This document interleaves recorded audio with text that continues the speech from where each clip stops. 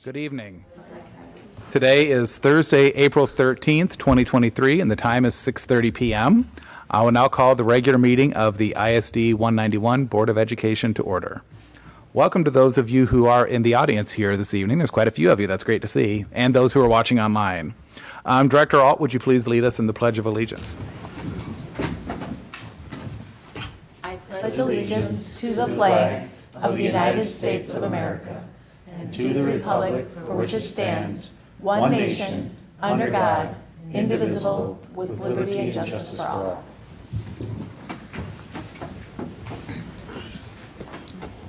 All right, before we get started, the speaker for the recommendation to approve an application for an extended field trip is not able to be here this evening. So the recommendation for item 4.B.1 will be presented at a future board meeting. Do I have a motion to approve the agenda with the removal of item 4.B.1? So moved. Moved by Director Connor, seconded by Director Chester. Any discussion? Just a point of clarification is that we'd already seen a presentation on this. Is it necessary that the person be on is this a different different field trip. Oh, This is a different trip. my apologies. I mixed them up. Okay, then yes, the There speaker have been needs, several lately. then the speaker needs to be present. Yes. All right. Very good, thank you. You bet. All right. All those in favor say aye. Aye. Opposed? Motion carries unanimously. All right. Up first this evening, we'll receive a report about William Byrne Elementary School and Ron Elementary School from Dr. John Bonneville, Mr. Brad Robb, Brianna Bernier, Kelly Vo, and Carrie Hill. Welcome, and apologies if I mispronounced any names.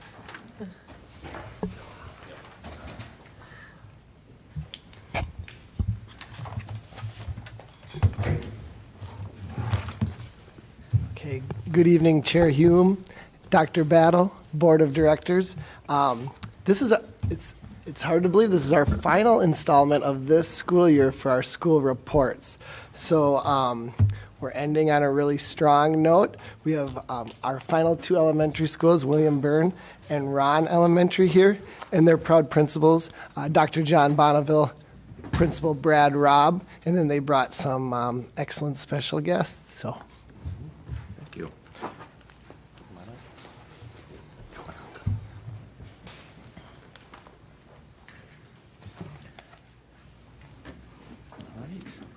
Thank you, Dr. Belmont, for that introduction, and thank you to the board for this opportunity to share the awesomeness of William Byrne. This is Brianna Bernier, one of our kindergarten teachers, who's going to share a little bit here this afternoon about one of our slides here. So here we go.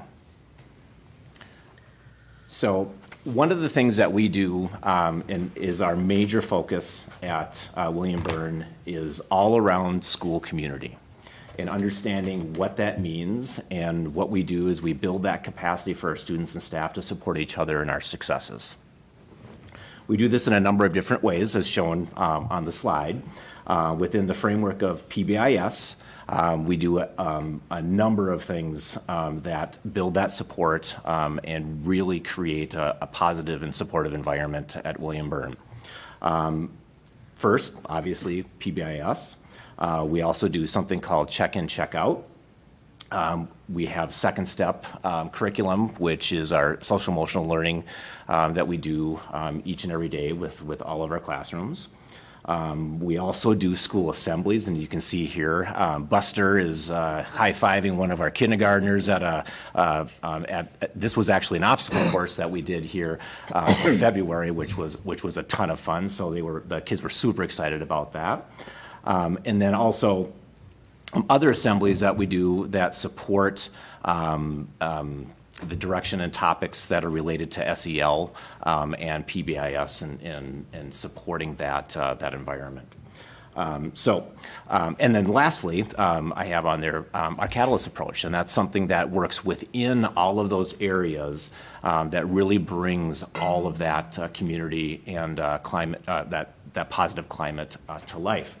And I've asked Brianna here to share a little bit about what Catalyst is and why that is a part of what we do at William Byrne. Cool deal. So I'm Brianna Bernier. I've been in the district for 11 years, and I've taught kindergarten for 15. Today, I'm here to give you a simple basically a simplification of how awesome and intentional the basics of Catalyst are. The 3 parts I'm going to just talk about today are simply the sequence of getting students' attention in a calm and positive manner, facilitating student responses and engagement, and then third, how to set students up for success in individual work. So first, that sequence of getting students' attention in a calm and positive manner goes back to the basics of what all teachers learn. But it puts 100% of your attention on your intentionality. Getting ready by having your materials prepared and right there at your own fingertips. Getting set by having your own space that's your teaching space identified as when I speak here, I'm teaching you. When I'm walking around the room, that's a different hat I'm wearing. I'm supporting you. Getting noticed. At the beginning of the year, that often takes a lot of our vocal cords, but as the year goes on, Catalyst teaches us to become nonverbal and seek their attention in calm ways that respects their time as well. Wait and watch is probably my favorite. Really waiting for 100% of your class to be engaged with you before you begin learning together. And then finally, anchoring with a whisper. It's amazing how much that whisper can actually draw students in. That second piece of facilitating student responses and engagement with Catalyst comes back to that nonverbal work. When I want students to engage with one another, sometimes I put my hand up to my head and I'm asking them to think. That nonverbal signal helps all learners, whether they're ML students, students in our special ed programs, or students in our general education programs, to understand what exactly I'm expecting of them. When I ask students to raise their hand and I raise my own and point to it and put a hand over my lips, they know exactly what I'm asking of them, and I haven't put any verbal clutter out there for them. Again, if I want them to turn and talk, having a nonverbal. If I want the whole class to respond, holding my hand to my ear, or showing the class that I want them to agree or disagree with something. Each of those little things changes our classroom. Finally, setting our students up for success before they're doing their individual independent work involves a really cool strategy that was worthy of a poster, so I'm going to hold that up in a moment.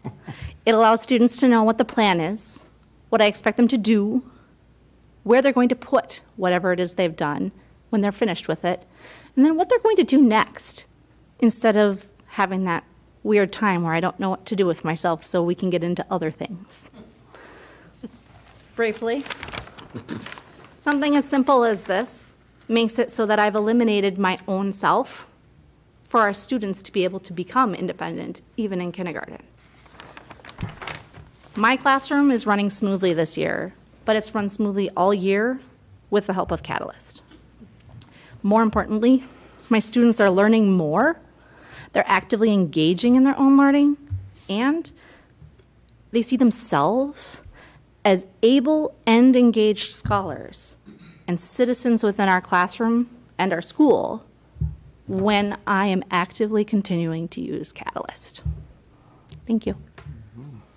So you can see by that example how that all ties into our efforts within that PBIS framework, and like I said, bringing it to life at William Byrne. Thank you. Our next slide speaks to one thing specifically that we do really well. We do a lot of things very well, but this one I'm very proud of, and this is check-in, check-out. And it's an area that impacts our school greatly, where we identify students who we believe would benefit from having a mentor and a staff member beyond their classroom, that a teacher to check in with them in the morning to set them up for success, start their daily routine, and at the end of the day to go over how that day went and talk about those successes and celebrate those. The example I share here shows a baseline data of our students when we first get them started. So the baseline data shows, this is without intervention. So students, that the teacher collects the data, the student doesn't know at this time that we're doing this. So what does this student look like typically? It's measured in 3 different areas, being respectful, being engaged, and being safe. And from there, that data is collected, and our school social worker and our school psychologist enters that data into a format that we get a percentage on where they're at. So you can see our baseline data for these students overall without an intervention is 69%.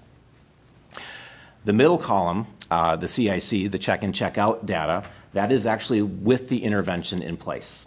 So we've got a mentor, someone who has been identified to meet with the student, to get them set up for success before the start of the day, and then also check with them in the afternoon.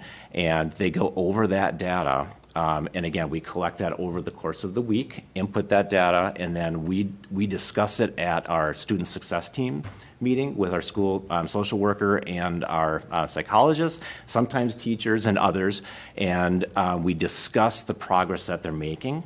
And if we need to, we either keep the goal the same, or if they're doing really well, we'll increase that with the goal of getting them to a 90% or better so that we can start fading them out of that support. So you can see by our data, once the interventions are in place, 85% is very high. Compared to last year, we were in the 70s. There's, it's hard to see huge growth at that point because we're really successful at it, and that really speaks to the power of our Tier 1 interventions and supports within the building. So we've had great success with this, and wonderful parent input and feedback on the progress, and the students are just so excited. And then once they're exited, they still have that connection with another staff member within the building. And what's so fun about that is that carries through to other years, right? They are very attached to that, and it just provides a really nice network of support ongoing. Next is our academic progress and impact. And there's a reason it says goal, and at 100% there. This is the work that we do within our BLTs, our building leadership teams. And our goal this year was to increase from 55% of students, their growth projection on the FAST math, the A math assessment, would increase from 55% in the spring to 58% in the spring of 2023. Well, we've actually already mid-year, we did our winter assessments, and we're already at our goal, which is super exciting. And I think, again, speaks to the work that we're doing within our school improvement plan. We focus on the math because obviously we're implementing a math program. We do all of our CT work is around math data and working with our teams on professional development and supporting that implementation. And then really making sure that we are staying true to the fidelity of the program so we can see that success. And again, we're very excited to already be at the 58%, and where that's going to take us here to the end of the year. Ongoing, this is an example of where we're at with our math. Same data, but it's by grade level, and shows again the 58% as a total. But what we do here, and the reason I shared this is, so with my BLT, with my continuous improvement coach, we met with every grade level and talked about where we are at currently now that we're at that 50% range or goal. And what we do is we met with each one of our grade levels, talked over the data. We celebrated that success, which is tremendous. And then we also made some additional adjustments on what are some other focuses we can make sure that we're addressing so that we can keep that moving forward.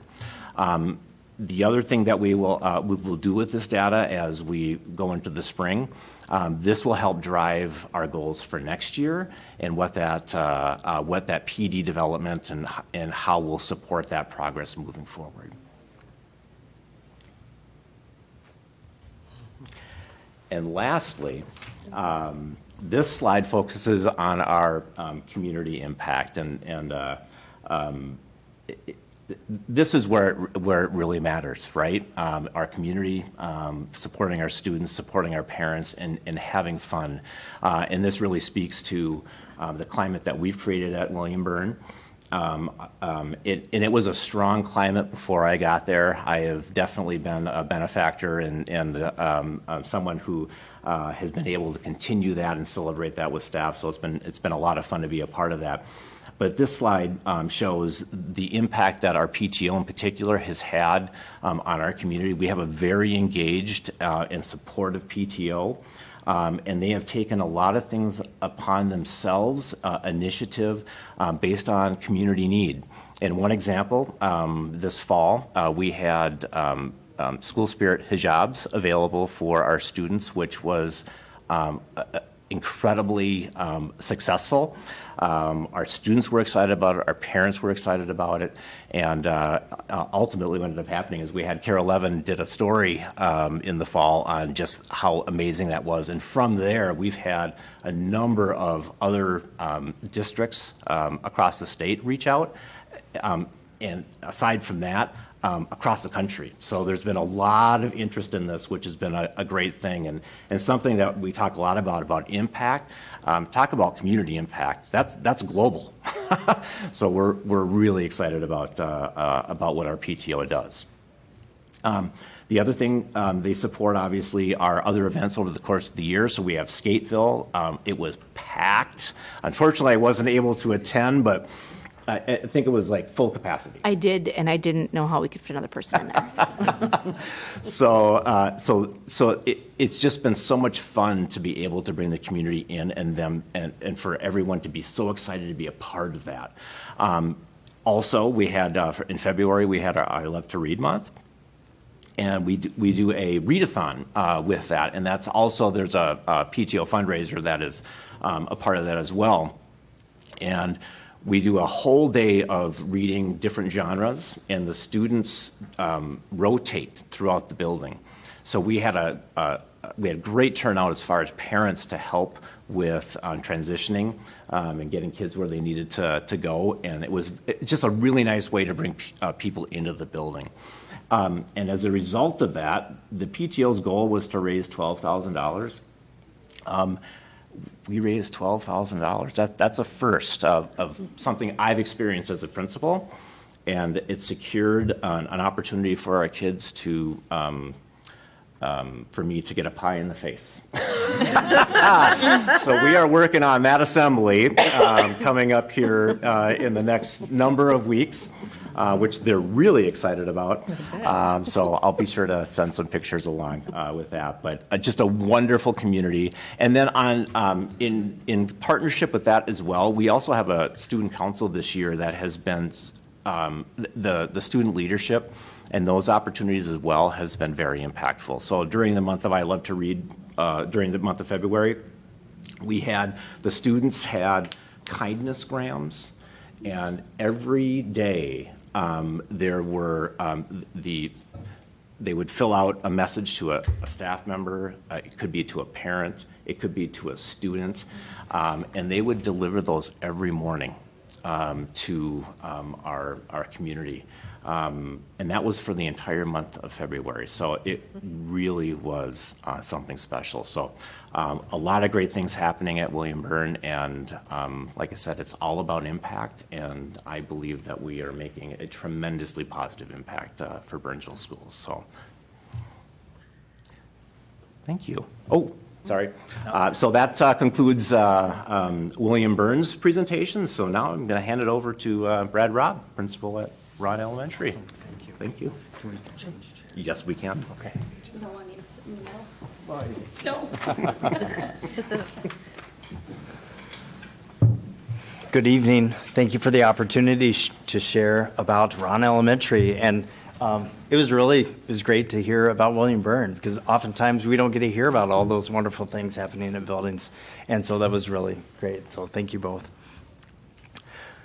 About 3 years ago, as we were kind of in the midst of COVID, we as a school came together and decided we need a vision. We need to kind of move forward in a direction because we're kind of tired of this where we're at, and so we need to move forward. And so over the course of several months, we met as a staff and we worked through our values. What do we value most at Ron Elementary, and how can we bring that to our students and our community? And so out of that came a very simple yet powerful vision, and that is we are focused on curiosity, creativity, and achievement.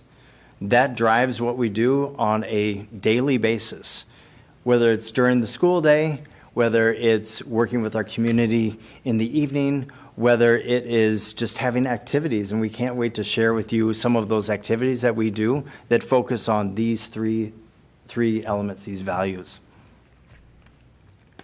So I want to introduce to you Carrie Hill. And Carrie Hill is a fourth grade teacher. She's a member of our building leadership team, and yet she's so much more to the Ron community. So welcome, Carrie. Thank you. So I teach fourth grade. I've been at Ron for 33 years and been there the whole time. So we were just talking that it's really quite easy to talk about how wonderful Ron is. We're grateful to be able to bring back all of these activities and then some of the things that we can do with our kids or what they end up doing actually leading in our building. For that, we're really grateful. I'm also really grateful in the fact that our staff is very on board. So we have so many people involved in helping with the leadership of these different groups. I happen to be one of the advisors for the Student Council, and so I'll speak to that a little bit. We have, if you bump down, we have a school store that we run, and our fifth graders are actually the ones that are behind that for the most part. We try and get the littles in, but it's a little bit tricky when we're dealing with money and inventory, and they help with the ordering because it's always good to know what they want to have in the store. That happens every Wednesday, and so between the three of us as advisors, we talk to the kids to see what they want to have in the store, and then on Wednesday mornings, we open the store up for the students to come in and purchase. And I'll piggyback on what William Byrne had said too, because we kind of jumped on board with having the hijabs. We've got, it took quite a while, but we had our logo of Be Kind put on the side. And we talked to some of the kids to find out where would it be best to place it so that it's respectful and appropriate. And that has been a hit. But the school store does very well every week. And that's part of our fifth graders. What I will speak to that in the sense that, you know, if you think about a leadership team and all of these opportunities are for kids to show their leadership. It's amazing, some of the kids. It's fortunate that I'm in fourth grade this year because the fifth graders are the ones that run it. And so I see what students that I had move on to fifth grade, and some of these quieter students in my class who are thriving. You know, the math kids are really into figuring out the money and counting and figuring out change and helping the little ones come up and count the baggies of change that spill onto the counter. And then there are also the quieter kids who are like our sales reps on the outside. And as the kids come in, they'll say, "What can I help you with? What are you looking to buy today?" And they've learned how to engage with these other students in our building to help them feel comfortable and ready to get something at the store. So that has been wonderful. Student Council also, we have meetings every month, and we try and have something that we're doing for them to show their leadership, and also something for community building. And so we've typically had different things, the same kind of things every month, but in November, we usually work with Open Door and pull in and gather food for the food drive. These past 2 years, we've helped with the Brain Power in a Backpack. So we've connected there, and the food that we've raised or received as donations, we've brought back to the community that way. We have Candygrams, and that's in December, and we have the Kindness Awards too, where kids will anonymously or write a special note to someone, purchase, and then they go out to kids just to make people feel good and feel wanted. And Hats On, we connected with kids, friends with cancer, and so we talk about kids can get cancer too, and we have donations and wear hats, and that's typically in January. So each month we have something that we try and focus on through Student Council. They're on TV3 News, and I probably won't speak to all of these. You can certainly ask questions about them, but they're on TV3 News is also really quite wonderful, and you're going to see a little clip later on in this slideshow about how amazing this program is. Our fifth graders, it used to be something where they would interview to be anchors or to be reporters. And now this year, it's really everyone in fifth grade that gets an opportunity to be on the news. And it's planned the day ahead, and they are a part of creating the script. And our fifth grade teacher, Kara Slattery, is primarily in charge of organizing this, and then it comes out every day. So the kids in our classrooms get really excited. We have our morning message, and then right away the news comes on, and teachers send Kara things that are going on in their rooms, field trips that are happening, pictures, and so it is creating this amazing community with kids' faces all over the news every day between videos and photos. So it's really wonderful. And again, it's an opportunity, these kids that some of them are really struggling readers, and they get on there and they are beaming because they're on the news as an anchor, they're reading the script, and it's really taking them to a new level. So the news has been fantastic, and I'm excited that we've got that to share with you. Patrols, you know, another leadership opportunity. We've got patrols in the morning. I'm one of the advisors for that too, and patrols in the afternoon. They're very responsible. Again, because I had some of these kids last year. They're really stepping up to the plate and doing what they need to do in a role that is really important for our safety at school. Book buddies, those are the buddy classrooms. Chess club, it's wonderful having that. In fourth grade, we actually have a chess resident come in and teach chess to the kids, and so they get pretty excited about that, and then that just really feeds to that chess club, and then which travels into the middle school and so forth. I Love to Read Month is always a blast. Mr. Rob gets in on the fun of it all, so that's fun, and the kids really, really enjoy that. He gets very involved with it, dressing up and being a part of that. We do have a day where we do our readathon, and we had Dr. Battle and we had Mrs.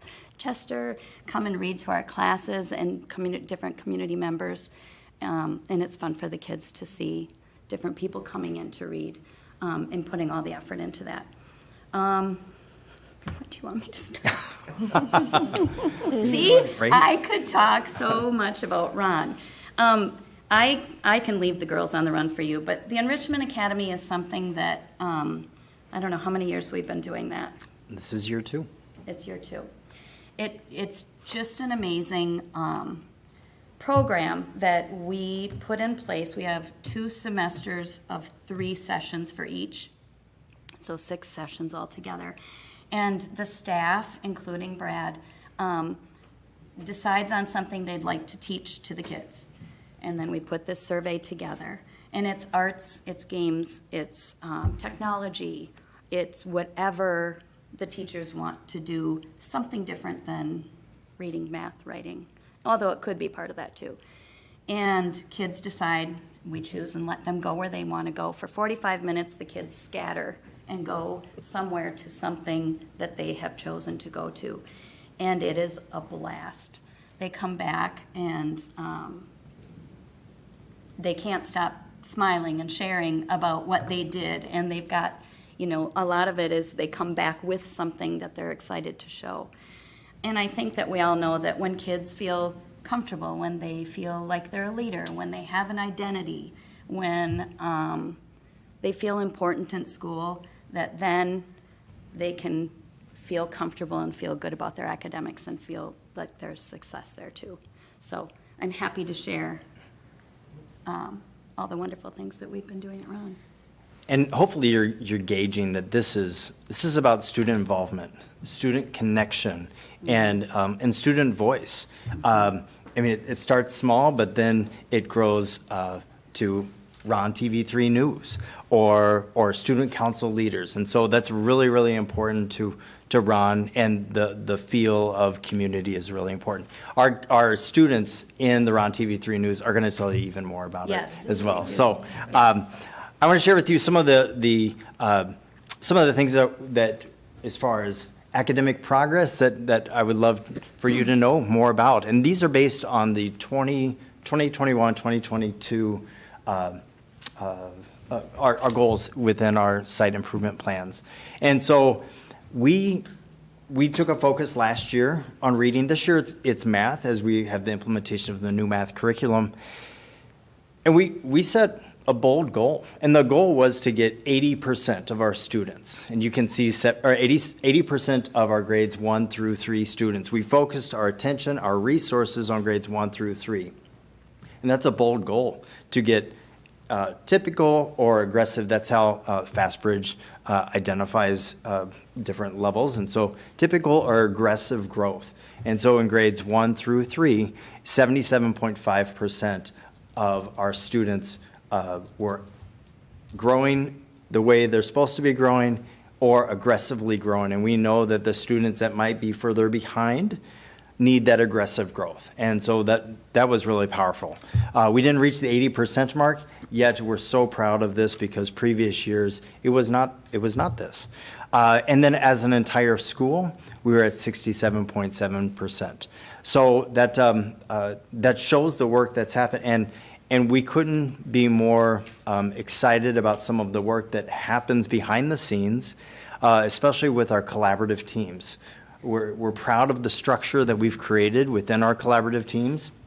We have grade levels talking about data, adjusting interventions on a weekly basis. So the way we have it structured is we have a grade level meet. We have our collaborative teams divided up onto 2 days, Tuesdays and Thursdays, grades K through 2 on Tuesdays and 3 through 5 on Thursdays. And one of those grade levels meets with our learning specialists, our special ed team, our multilingual teachers, and discusses students and what are they receiving, what are they learning in their win time. So what I need time you might have heard of. And we adjust. How's the progress? We look at data, we pull it up, we talk about it, and we make minor adjustments along the way, and then we benchmark and we change our groups if necessary. And through that process, we have seen tremendous growth. Proud of that work, and it's collaborative. And Community Excellence Awards recognized that 3 years ago, so that was a proud moment. Last year, we also had 2 pilot classes with our math expressions, and they were both in first grade. And so what you see here is the 2 classes that piloted math expressions. And in the same data point, when it's typical or aggressive growth, only 1 student out of the 2 classes in the pilot classroom did not have typical or aggressive growth. And you can see the purple, that's aggressive growth. So that goes to show you, one, the teachers implemented it with fidelity. They worked really hard on putting in a new curriculum and then let it play out. And the results speak for itself.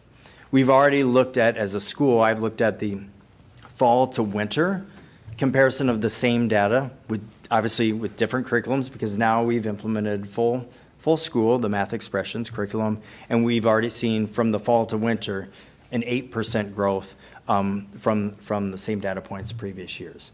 So can't wait to see what it's going to look like in the spring to just say, hey, we've got a good thing going, and it's working. So I just wanted to draw your attention to that. we're focused on community, similar to William Byrne and all of the Burnsville schools. That community strong is not just words on a page. It's not just on our logo. That's who we are. That's what we are about. And we do all kinds of things. You can see it here. I just highlight a couple of those things. Along with Breakfast with I Live to Read Month, we had this event called Breakfast with a Book, and it was over 400 people that showed up for a breakfast and reading a book. Our families want to be involved in our schools. They want to get connected, and any chance we can do that, we're going to. Last year, we started a community day where we have a field day for our kids. This is here in the spring, field day for the kids. We had a community picnic. We had our fun run in the afternoon, and it was also a fundraiser as well for our PTO and for playground equipment, which, by the way, one piece was installed today, so we're super excited about that. We had so many people show up for Community Day last year. It was tremendous, and we're going to have the same again this year. That's so important. We don't have to come together all the time to talk about data or grades. We can have fun together and enjoy each other's company, and that's what we try and do. Another thing that I'm super proud of this past summer, we had the traveling Vietnam War Memorial. It's called The Wall That Heals. That's what that is there. It was on the grounds of Ron, and for 4 days, the community, thousands of people came to look at a replica scale version of the Vietnam War Memorial, and it was powerful to be. It was a sober event, and just really important to be connected with our community, and even for our students to see that and remember it. History is extremely important for our students. So again, we want to be connected with our community. Can't wait to show you this video. I'm going to press play here, and we're going to help with some audio. And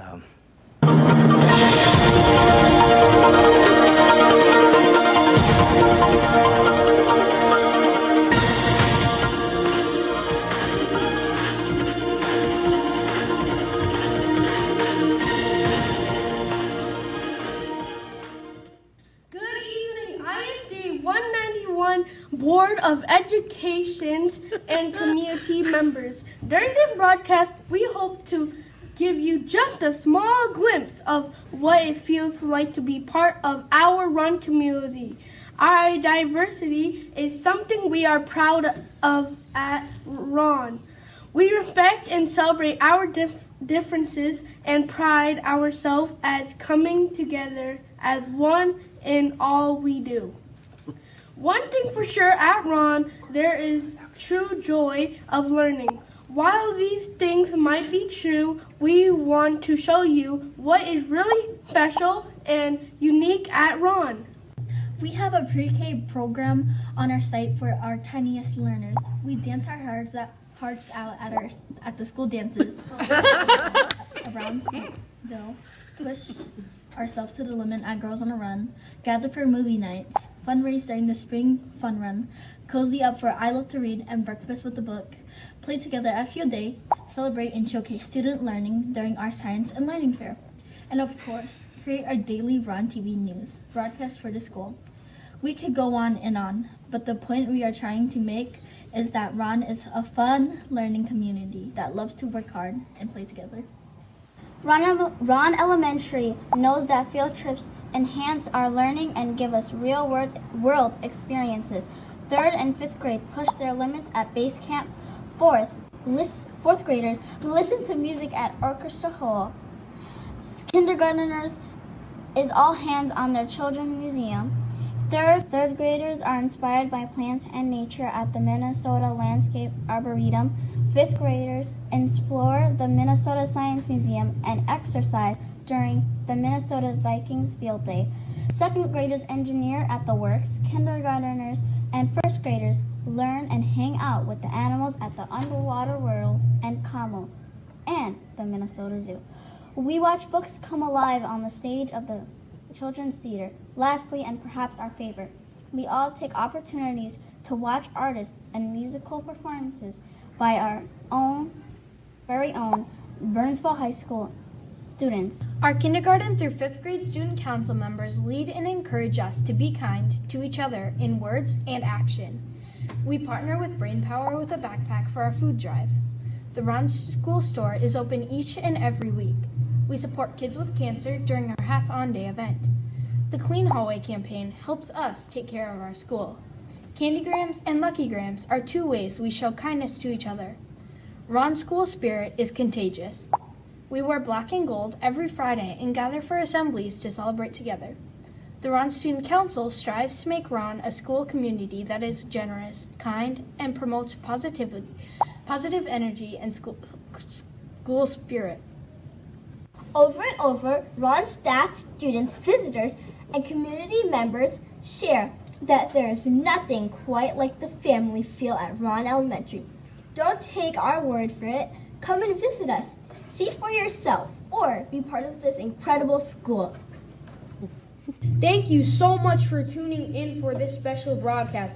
Ron 191 Studios thanks you for watching and hopes that we encourage and inspire everyone to be curious, be creative, and achieve your goals. Thank you again for watching the Ron TV News. Have a fabulous evening.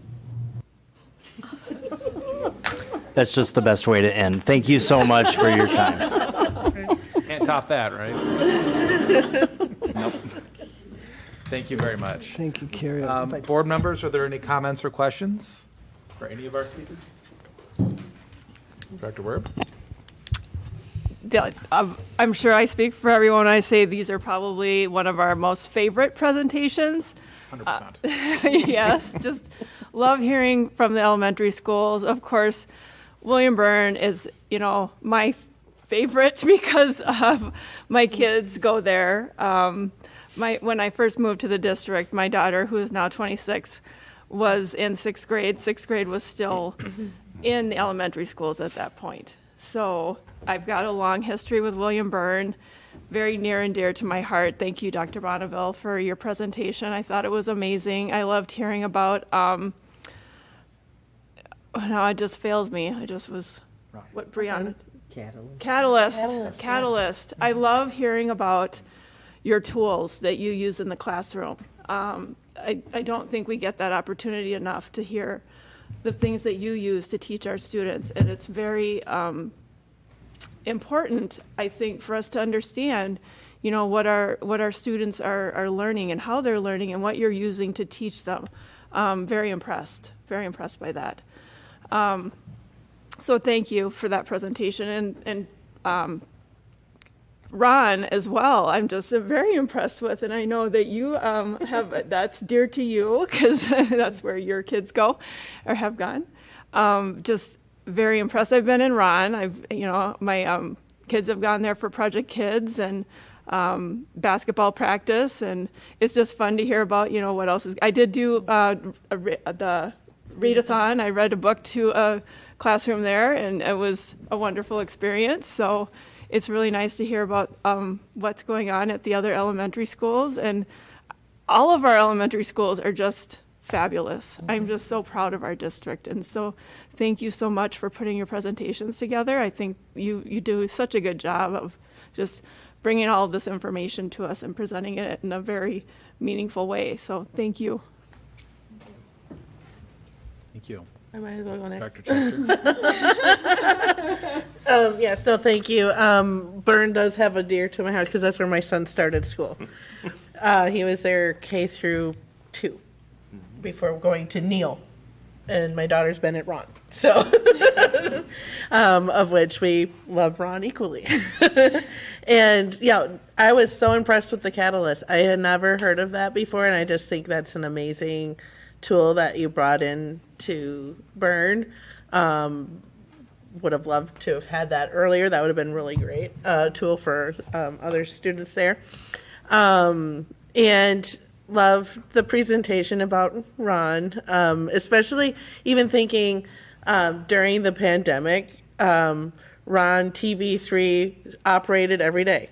So on the Chromebooks, I remember sitting side by side with Violet, and we would watch the daily morning news broadcast before she would go into curriculum, which I thought was a way to really keep families and the students connected, and keeping, even the students that participated in taping it, I would think, prior to it being out was really, really great. And the family involvement, the community involvement of both schools, of all of our schools, you can tell that families are eager and wanting to be in community with their schools, but the attendance that we hear at all of the activities. Like, I was there for breakfast with the book.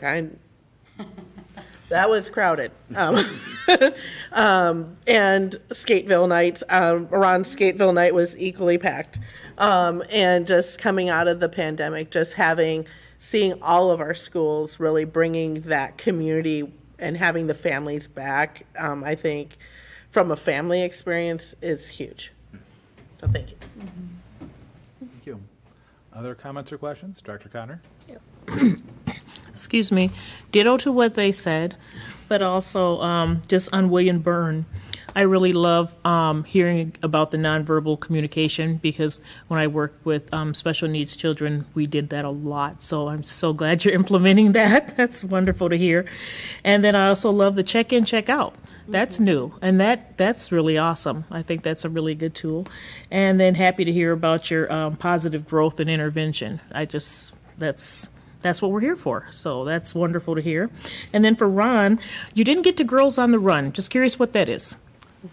Yeah, so that's an amazing program. I've been highly connected with Girls on the Run. It started at Vista View, but this is a nationwide, international program. Oh. And I served on the board for 3 years. So it supports girls in grades 3 through 5 and encourages an active lifestyle, at the same time really supporting students and addressing concerns that might come up, or just friendship, or what does it mean to be a 3rd, 4th, and 5th grade girl, and just guiding them through it. And at the end, so they meet twice a week, and they have a lesson curriculum associated with it, as well as doing a little running. So at the end of it, and they do this twice a year, and this is in June 4th, I think is when it is, they run a 5K. Really? And the program is really large statewide. Girls on the Run Minnesota, probably close to 3,000 runners at the events. It's tremendous, and Burnsville has been one of the leading school districts from the beginning. So yeah. Well, that's awesome. Thank you. I'd never heard of that. That's awesome. I love that they're learning life skills at the store, at the school store, where you were mentioning how they're saying, how can I help you today? And, the ones that aren't actually doing the money part, I think that's very pertinent for them to learn life skills, especially so young. And what was the other thing? Oh, the Enrichment Academy. How often do they meet? Yeah, that's 3 times per semester, so 6 times total. Oh, you did say that. Okay. I was just curious. Okay, thank you. Great presentations. Thank you so much for your time. Yeah, thank you. Other comments or questions? Director Alt? Thank you, Chair Hume. Yes, I'll echo everything that everyone said. The school presentations are just, they're wonderful. Hearing from you all and from, staff and any families or students that happen to come along. It's really rewarding to see how, the conversations at the board table are kind of working their way into the schools, and you're taking them and, running with the strategic roadmap. Question for Dr. Bonneville. With the check-in and check-out, there must be some way to calibrate to make sure that when the teachers are assessing, each teacher is assessing in the same way? Yeah, so you have those 3 areas, the respect, engagement, and safety, and then there's a score, a 1, 2, 3, 4, and then so it's always the same. Yeah. Gotcha. Thank you. And like Director Connor, I also appreciated the nonverbal and kind of the way that Catalyst can reach and touch children in different ways, depending on how they're absorbing the information that's that's in front of them. And, knowing that our kids bring with them all kinds of wonderful experiences and some challenges, that's just a great way to kind of touch them and kind of do our best to keep them connected. And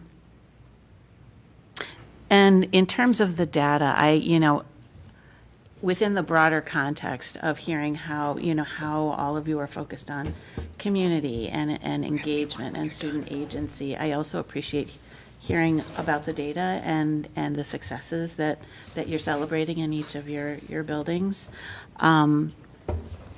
Because, I do worry about students, I'm sure we all do, coming out of the pandemic and making sure that, particularly in elementary, some of those, and there was, Dr. Bonneville, there was, I think it was fourth grade, they were in what probably would have been first grade, kindergarten and first grade during the pandemic. And so that kind of made sense. Yes. And with all the other things that you're doing to wrap around with the students and engage them and the families, it's all great. One question for Principal Rob. The chess residency, is that only at Ron? It's still district-wide, It's still right? district-wide, and that's in partnership with community education. Yep. That's what I was thinking. Okay, thank you. Yeah. Fourth grade. Yeah. And then finally, just the Enrichment Academy.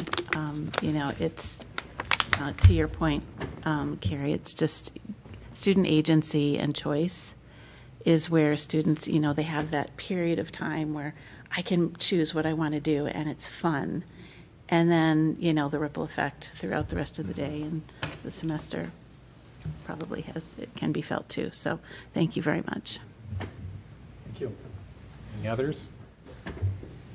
All right. I will echo my colleagues and just say thank you, as has been said by several of them. These school presentations are always a highlight of our meetings, and I always appreciate when we're able to have them and look forward to them. So thank you very much. Thank you. Thank you. Thank you. All right. Next, we will receive a report from Ava Drobnik, Student Board Representative. Good evening, everyone. First of all, wow, take me back to elementary school. I remember doing some of that stuff myself, and it makes me realize how long ago that was and how I'm in the last leg of my senior year, which, kind of brings me right into my report, which at this time of the year, both ASA and NHS are kind of working more towards getting the juniors to turn in their board applications or if they want to be chair members on anything next year. So that's mostly if they want to be implemented more into anything that those clubs are doing. They have more student agency for that. And NHS is kind of winding down. We actually just had a meeting where everyone had to go over and check their hours to make sure that they were at least at 20, and if they weren't, to get those in by May 1st. And that's mostly for the seniors at this point of the year because we want to get our graduation cords, and it'd be a shame if at this point you didn't get those. So they really got to push through that senioritis if they want that grad cord. And then during spring, we've also kind of got prom. And student council does do a little bit with that. It's mostly the juniors, though. They just do a lot of more promoting than they do really planning because it is at the Landmark Center. So that's a little less on us then. And another group of our students that's working really hard right now is our robotics team. They're actually going to Houston around next week for about 3 days, and that's for the global competition that they worked towards. They were able to get through by dominating in all the regional tournaments. And so I was not familiar with what a robotics tournament was at all. So I actually spoke to one of the seniors on the team, Will Moe, and he shared that it's mostly just challenges that they get each year that they have to complete. It's kind of like a game. So this year it was that they have to stack cones onto a pole, and then there's shelves which they have to put cubes on. And each of those, most of the challenge is that it varies in height. So the higher that they go, the more points that the kids will get for that. And at the end, they even do like a balancing beam thing, which I'm like, I don't know how, that's crazy. They can balance a robot on a beam, so they get even more points for that at the end. The team of 9 is super excited, and I know that they're all looking forward to it. And they're just excited to see what they can do there. And it's awesome because they're competing against 20 plus countries there, as well as teams from also in the States. So And then speech is persistently killing it. They recently had their showcase in the Mraz Center, and that highlighted kind of the talents that the team possesses. So seniors gave full speeches, whereas any other members of the speech team gave more tidbits of theirs to kind of highlight our seniors. And Speech State is actually coming up. That's going to be, I think, at the end of the month. And we have 2 people who are going to be competing there in the discussion categories. So that's Lexi Cornolo and then Siham, who actually was on the board for to fill in for me, which was awesome. And that should be fun for them. Hopefully one of them can place. That'd be awesome. And our spring sports are rolling right along as well here now. So I wanted to quickly highlight the Blazing Cats, the adaptive floor hockey team, though.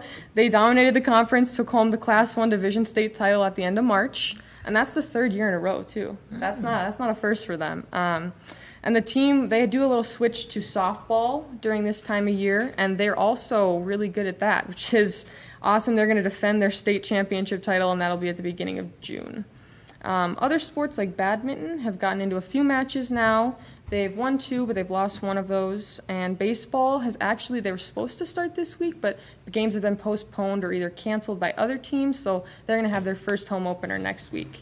And softball, they just had a doubleheader. They had their first home opener today. It's actually probably right now still. And yeah, their track had a meet today as well, and they had a meet earlier this week. So a lot of those are still just starting now. So hopefully hear more about those. With sports and extracurriculars dotting everyone's schedule across the school, you can really feel how busy it is. We had a few outstanding students yesterday, though, who were devoted some time to be a part of a student panel when we had Dr. Amy Lloyd, who's the Assistant Secretary on the UTAS Board of Education. She came to the school and she was given a tour and also just to learn mostly about our pathways. So she also went to the St. Paul School District, but it was awesome that she was able to come to Burnsville, and especially that we got to have the student voices a part of that, thanks to Kathy, who I know advocated for that. And the panel was students who have used pathways to wean out either what they wanted to do or definitely what they don't like. And they had kids who had focused on engineering, IT, CNA, our new AA program, which is going to kind of more ramp up next year, and fashion and design. I kind of represented the concurrent enrollment side of things. And there was also a business gal who shared a lot about DECA and the pathways that is more, there's extracurricular pathways, and there is pathways, of course, with our classes. Most of the questions that we did with the panel, I guess there was 3 of them, and 2 of them Dr. Battle actually gave for us, which those were more fun, I'd say. They got to just share about what we kind of want for ourselves in the future, and what, mostly just about the future. And then the second question, we just got to get into a little more about ourselves and just how the pathways kind of affected us. And overall, it was a pretty cool experience. I think everyone was a little nervous. It seems crazy to be talking to somebody from Washington, D.C., but it was a good experience overall, and I'm happy we got to do that. So, yeah. Great. Thank you. And you did a great job. Do board members have any, I don't do questions for that. Thank you. Next, we'll receive a report from Dr. Teresa Battle, Superintendent. Thank you, Chair Hume and members of the board. Tonight, I want to share and reflect on an event this week that was such an incredible source of pride. You just heard about it from Ava. It should be a source of pride to everyone in our community.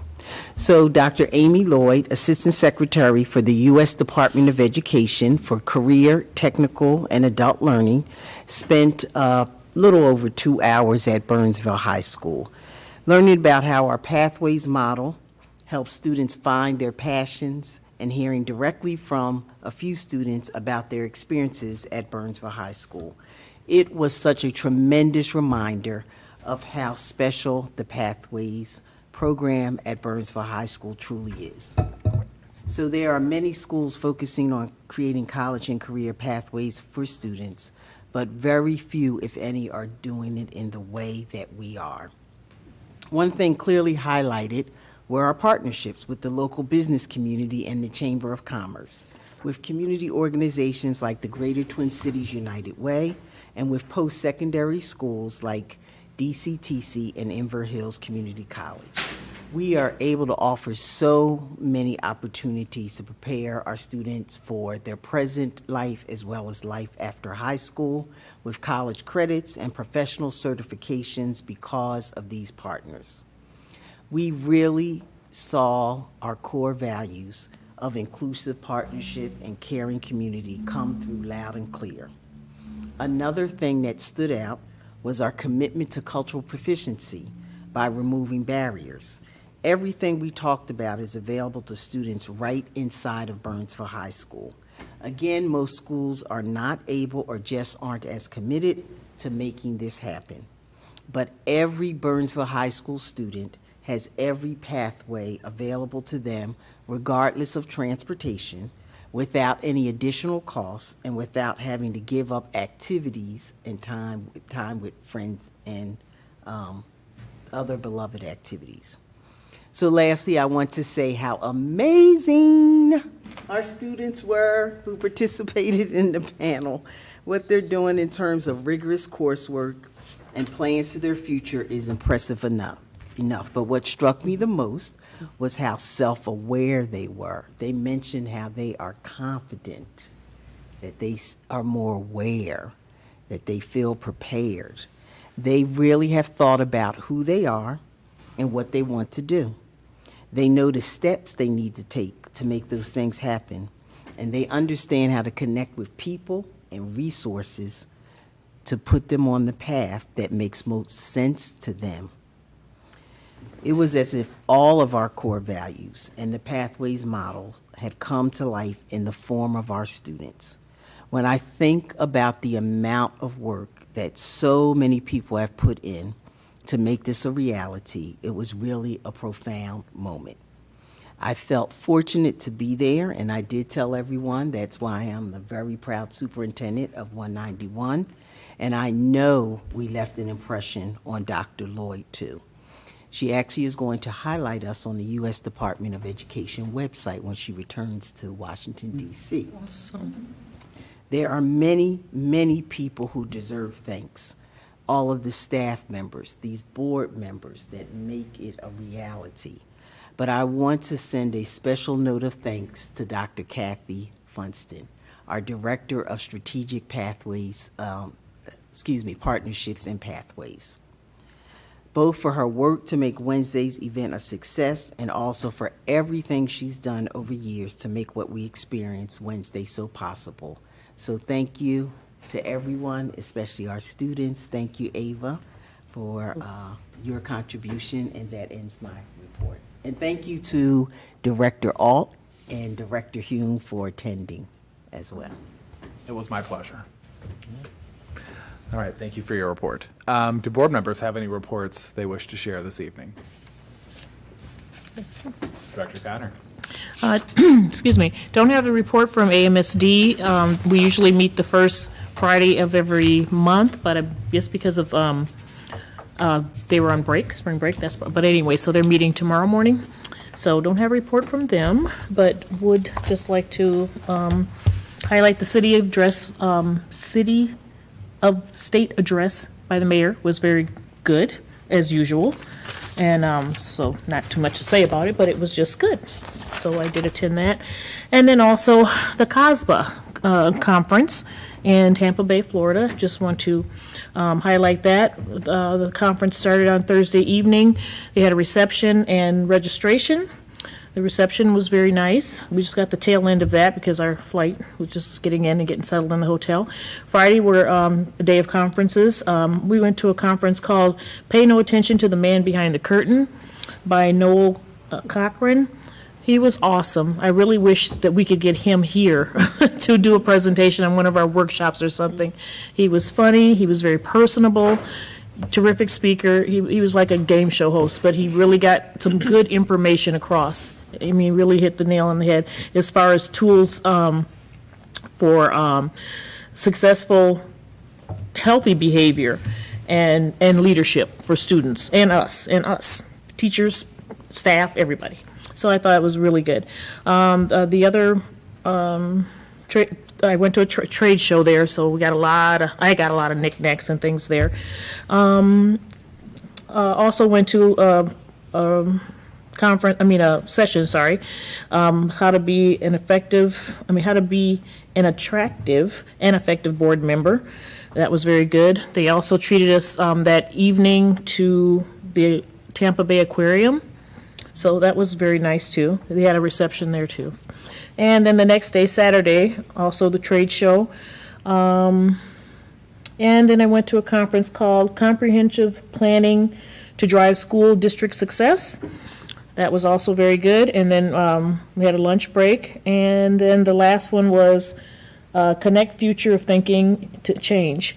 And then, so that was just a part of, I only stayed for part of that. And then that evening, that was a Saturday evening before we left on Sunday, we went on a water taxi on the bay all around. So that was it was really a good conference and got a little fun in there too. And that ends my report. Thank you. I'm so glad that you and Dr. Battle were able to go. And it sounds like it was a great event. It was. And the weather was great. Do any other board members? We missed this snowstorm. Yes, oh yes, we missed your April Missed me Fool's crying about snowstorm, the yes. snow. A little guilty. Yeah, you shouldn't. Should be glad you got out when you could. Yeah. Do any other board members have reports? Dr. Miller. Just quick, the Hall of Fame committee met again this week, and we're in the process of selecting the designations, or I guess the Hall of Fame designees for the year. We have a nice crop of 12, so had the task of whittling it down to I learned we can only have 6 at a time, so that ends They our made an report. exception 2 years ago because they missed a year from COVID. But yeah, otherwise, it's Yes, so, in progress. great. Thank you. Any others? All right. I'll just build on very quickly, like a 10-second report. Director Connor, you mentioned going to the mayor's State of the City address, and I just want to mention the one Burnsville High School specific thing that came up, and that was at the very end. Maisie Schuneman, a senior at the high school, performed. Yeah. I'm blanking on the song, even though I've heard it 1,000 times and have had it in my head. Part of Your World. Part of Your World from The Little Mermaid for the upcoming production at the high school, which will be in May. And if her performance was any indication, buy your tickets soon. It's going to sell out. So that concludes my report. She was amazing. She was. All right.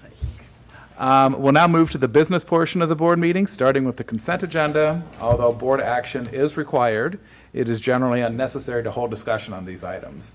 In the event a board member wishes to discuss an item, that item will be moved for separate consideration. Do board members wish to remove any items from the consent agenda? If not, is there a motion to approve the consent agenda? Go ahead. Moved by, was it Director Alt? And Second. seconded by Director Chester. All those in favor say aye. Aye. Opposed? The motion carries unanimously. All right, next we are being asked to adopt a resolution terminating teaching contracts for long-term substitute teachers effective at the close of the 2022-23 school year. Stacy Silvine, Executive Director of Administrative Services, is presenting the next 3 recommendations. Welcome, Stacy. Good evening, Chair Hume, Dr. Battle, members of the board. Bringing to you tonight, we do this every spring, kind of symbolizes the end of a school year. As we go through, we release those staff members who have supported us throughout the year. In this case, it would be our long-term subs, as our teachers are either taking leaves for a number of different reasons. The long-term subs fill in from anywhere between 30 to 60 days and help us continue our programming uninterrupted. So it is my recommendation to the board that the board adopt the following resolution. Be it resolved by the Board of Education of School District 191 that the teaching contracts of the following long-term substitute teachers be terminated at the close of the 2022-2023 school year. Be it further resolved that written notice is sent to said teachers regarding termination and non-renewal of his or her contract as provided by law. All right, thank you. Is there a motion to approve this item? Moved by Director Miller, Second. seconded by Director Werb. Is there any discussion? Seeing none, all those in favor say aye. Aye. Opposed? The motion carries unanimously.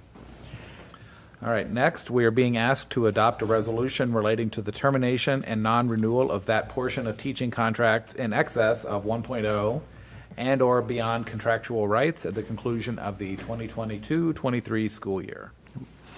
This is a resolution where we have folks who may travel between sites, folks who may have overload FTEs, folks who are providing lunch supervision, so they are being compensated with additional FTE, so that the additional FTE doesn't start creeping and growing to their FTE. We non-renew that portion every year for those additional services. It's my recommendation that the Board of Education adopt the following resolution. Be it resolved by the Board of Education of Independent School District 191 that the portion of teaching contracts to staff in excess of 1.0 and/or contractual rights be terminated at the close of the 2022-2023 school year.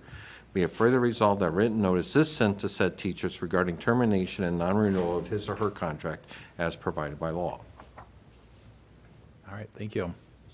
Is there a motion to approve this item? So moved. Moved by Director Werb, Second. seconded by Director Miller. Any discussion? Seeing none, all those in favor say aye. Aye. Opposed? The motion carries unanimously.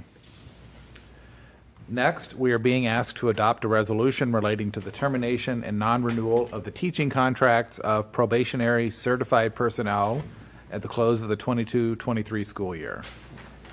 This resolution addresses full-time or part-time teachers that work with us in the classroom.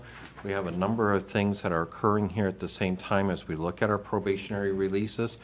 We do have a couple of FTEs that are included as a part of our right sizing that happens every year. We also have Tier 1 licenses that we are releasing, which we have to do every year. We post for those positions. We look for the most qualified and licensed staff to fill those positions, as well as Tier 2 positions where the license has expired at the end of June. Tier 2 licenses can run up to like 2 years, so you'll see a little bit of a cycle with that as far as the flipping on that. And then finally, we just have probationary releases for performance within the classroom. Any one of these folks could fall under any of those 4 categories. Okay. It is my recommendation that the Board of Education adopt the following resolution. Be it resolved by the Board of Education of Independent School District 191 pursuant to Minnesota Statute 122A.40 that the teaching contracts of the following licensed probationary teachers in Independent School District 191 be terminated at the end of the 22-23 school year. Be it further resolved that written notice is sent to said teachers regarding termination and non-renewal of their contract as provided by law. Thank you. Is there a motion to approve this item? So moved. Moved by Director Alt, Second. seconded by Director Connor. Any discussion? Hearing none, all those in favor say aye. Aye. Opposed? The motion carries unanimously. Thank you, Stacy.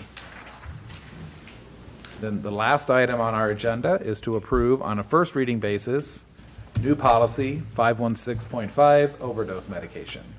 The recommendation is being presented by Amy Piotrowski, Director of Student Support Services. Welcome, Amy. Thank you. Good evening, Chair Hume, members of the board, Dr. Battle. I am bringing forward today, this evening, the new policy 615.5 of overdose medication. The policy was reviewed by the Policy Committee on March 21st, 2023. Policy changes suggested by the administration and the Policy Committee include on page 516.1, removing the word Narcan to provide additional flexibility in the event that we get additional opportunities to, it provides us the flexibility that in the event that we get additional medication overdose that we can use that instead of Narcan. So we just have that flexibility by removing that. On page 516.3, we are removing the procedures. They're going to be not going to be attached to this policy. The reason for that is because this is a brand new program and procedures in our district, and so we're not ready to attach that program and procedures to our policy. We know we're also going to be rolling this out into the elementary and probably further on, so we want the flexibility to be able to do that. But on page 15, or 516.3, there is 3 or 4 things that are in the policy that will be in our procedures and programs. So we will make sure that those 4 things that they're required to get in there are in there. And then on the 516.4, just we removed the word and replaced it by the word or, so that we have the flexibility of adding the outside events as soon as we find a location to put the Narcan in the event that we have a track meet or a baseball game. We just want to make sure that we have those things in there. I recommend that we approve the first reading of policy 516.5, overdose medication. That ends my report. Thank you. Is there a motion to approve this item? So moved. Moved by Director Miller, Second. seconded by Director Chester. Any discussion? Seeing Did you none? want, no, I did. Go ahead. Just a further clarification, that when this came in front of the policy committee, we just asked on the Narcan, this is very specific to opiate overdoses. It's a very specific drug, naloxone, if I'm pronouncing that correct. Narcan happens to be the brand name, and so we just asked that be removed because it could be a different version of a So that's drug. more the generic. Yes, Yes. or whatever, a different version of an opiate antagonist. I guess that's the terminology they use. So that's just to be clear. So this is not a general release to be administering drugs at any schools. It's very specific to the opiate environment. So. Would an accurate parallel be calling it acetaminophen instead of Tylenol, for example? Correct. Correct. Yeah, okay. Thank you. Any other questions or comments? All right. In that case, all those in favor, please say aye. Aye. Opposed? The motion carries unanimously. Thanks, Amy. Thank you. All right, this concludes our regular board meeting. Do I have a motion to adjourn to a workshop about insurance premiums, followed by a closed session as permitted by Minnesota Statute 13D.03 for labor negotiation strategies? So moved. Moved by Director Alt, Second. seconded by Director Chester. The motion, we should vote. All those in favor say aye. Aye. Opposed?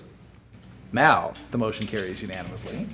And the regular meeting is adjourned at 7:46 PM. And we will move to the workshop next. We need a break? We need 5 minutes, 10 minutes? All right, I think I have everything. Time it is.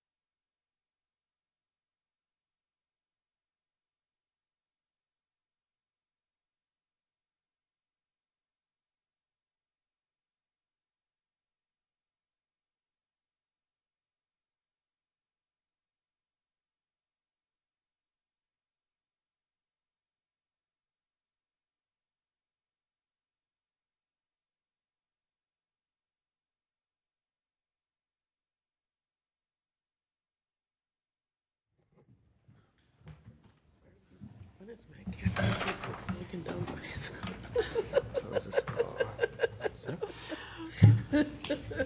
so I'm like, you can move there. I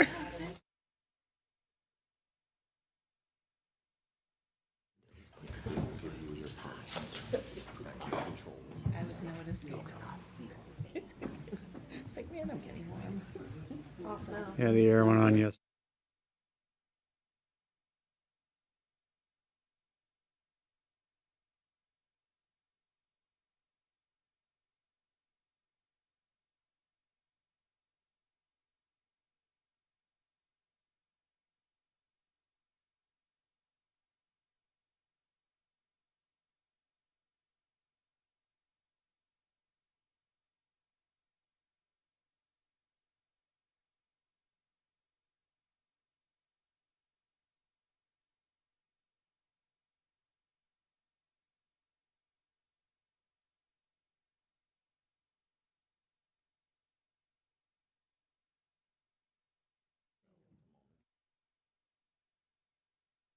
We ready? We're ready.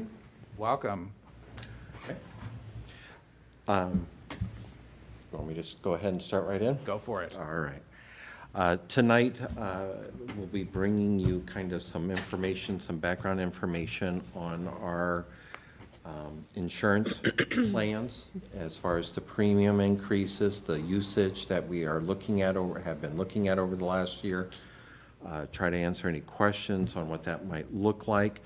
And then our next meeting is when we will be bringing to you the recommendation for the increases for our insurance.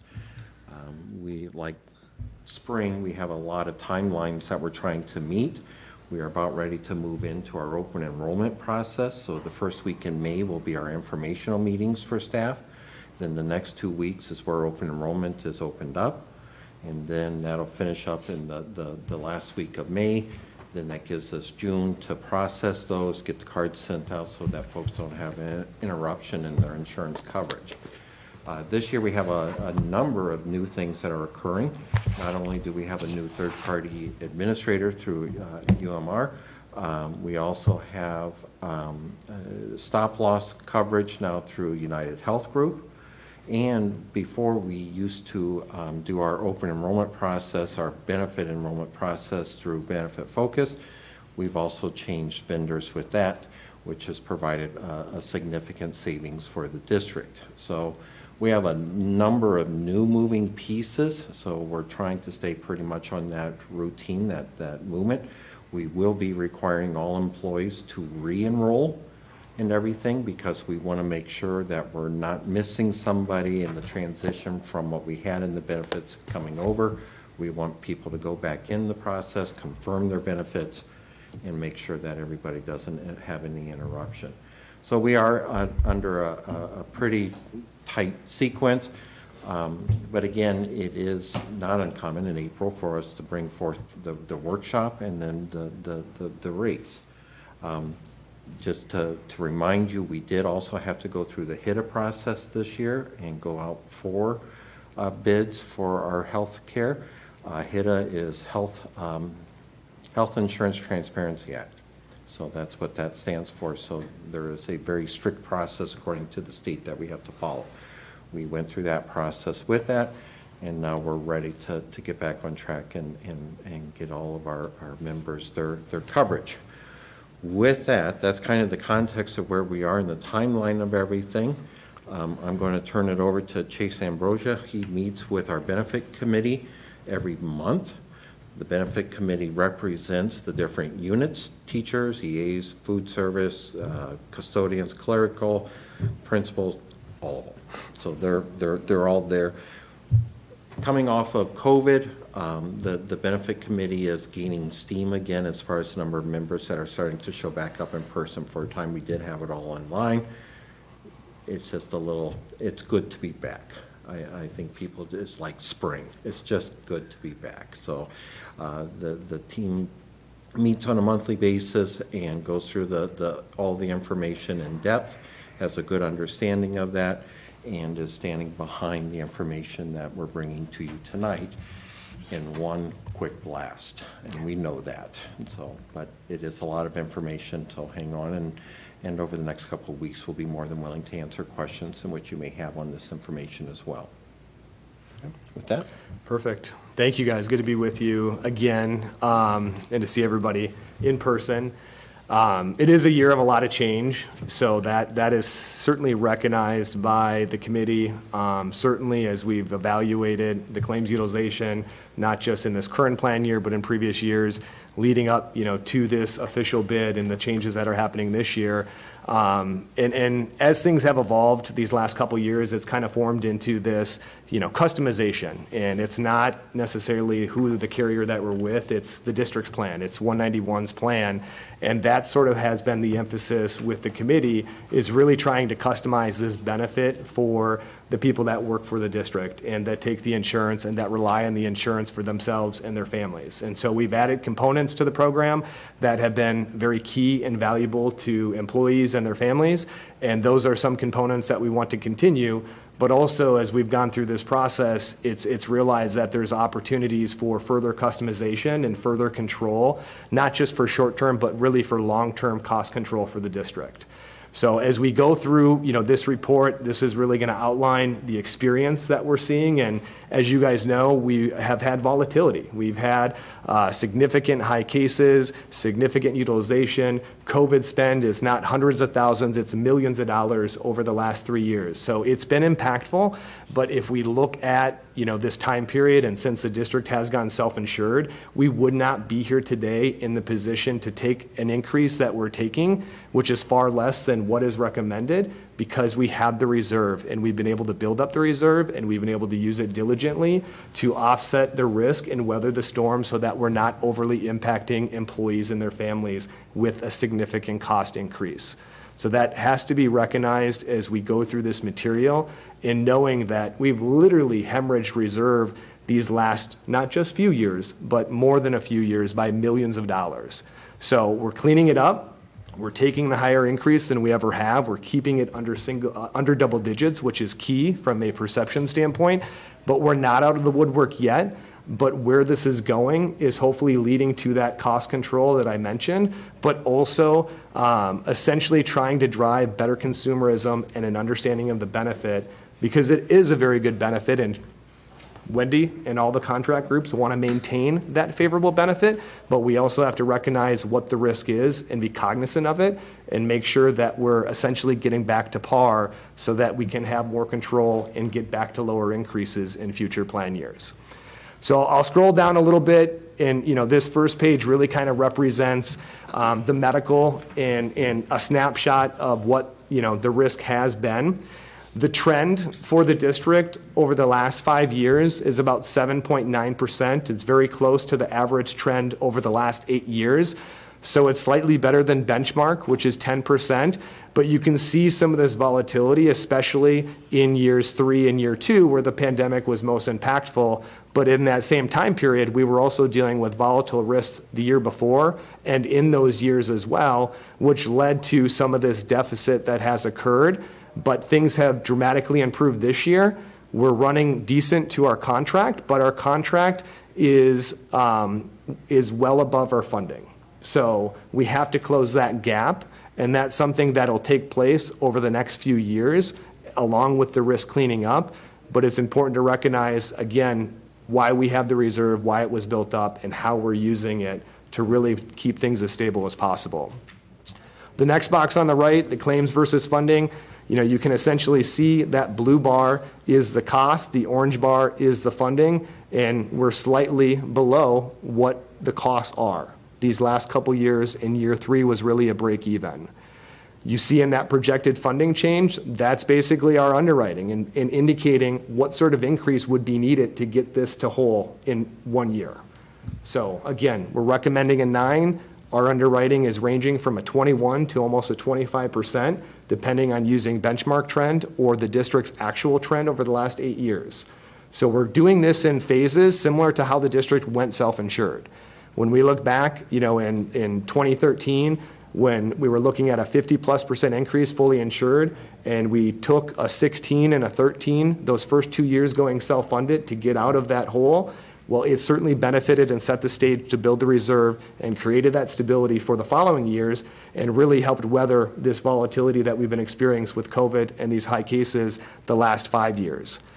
All this has also been accounted for with a reduction in enrollment. I mean, I look at when we went self-insured and we had over 1,300 employees on the plan and well over 3,000 members. We stand today in that current year, you can see we have 964 employees and 2,375 members. That's a significant declination on top of dealing with volatile risk.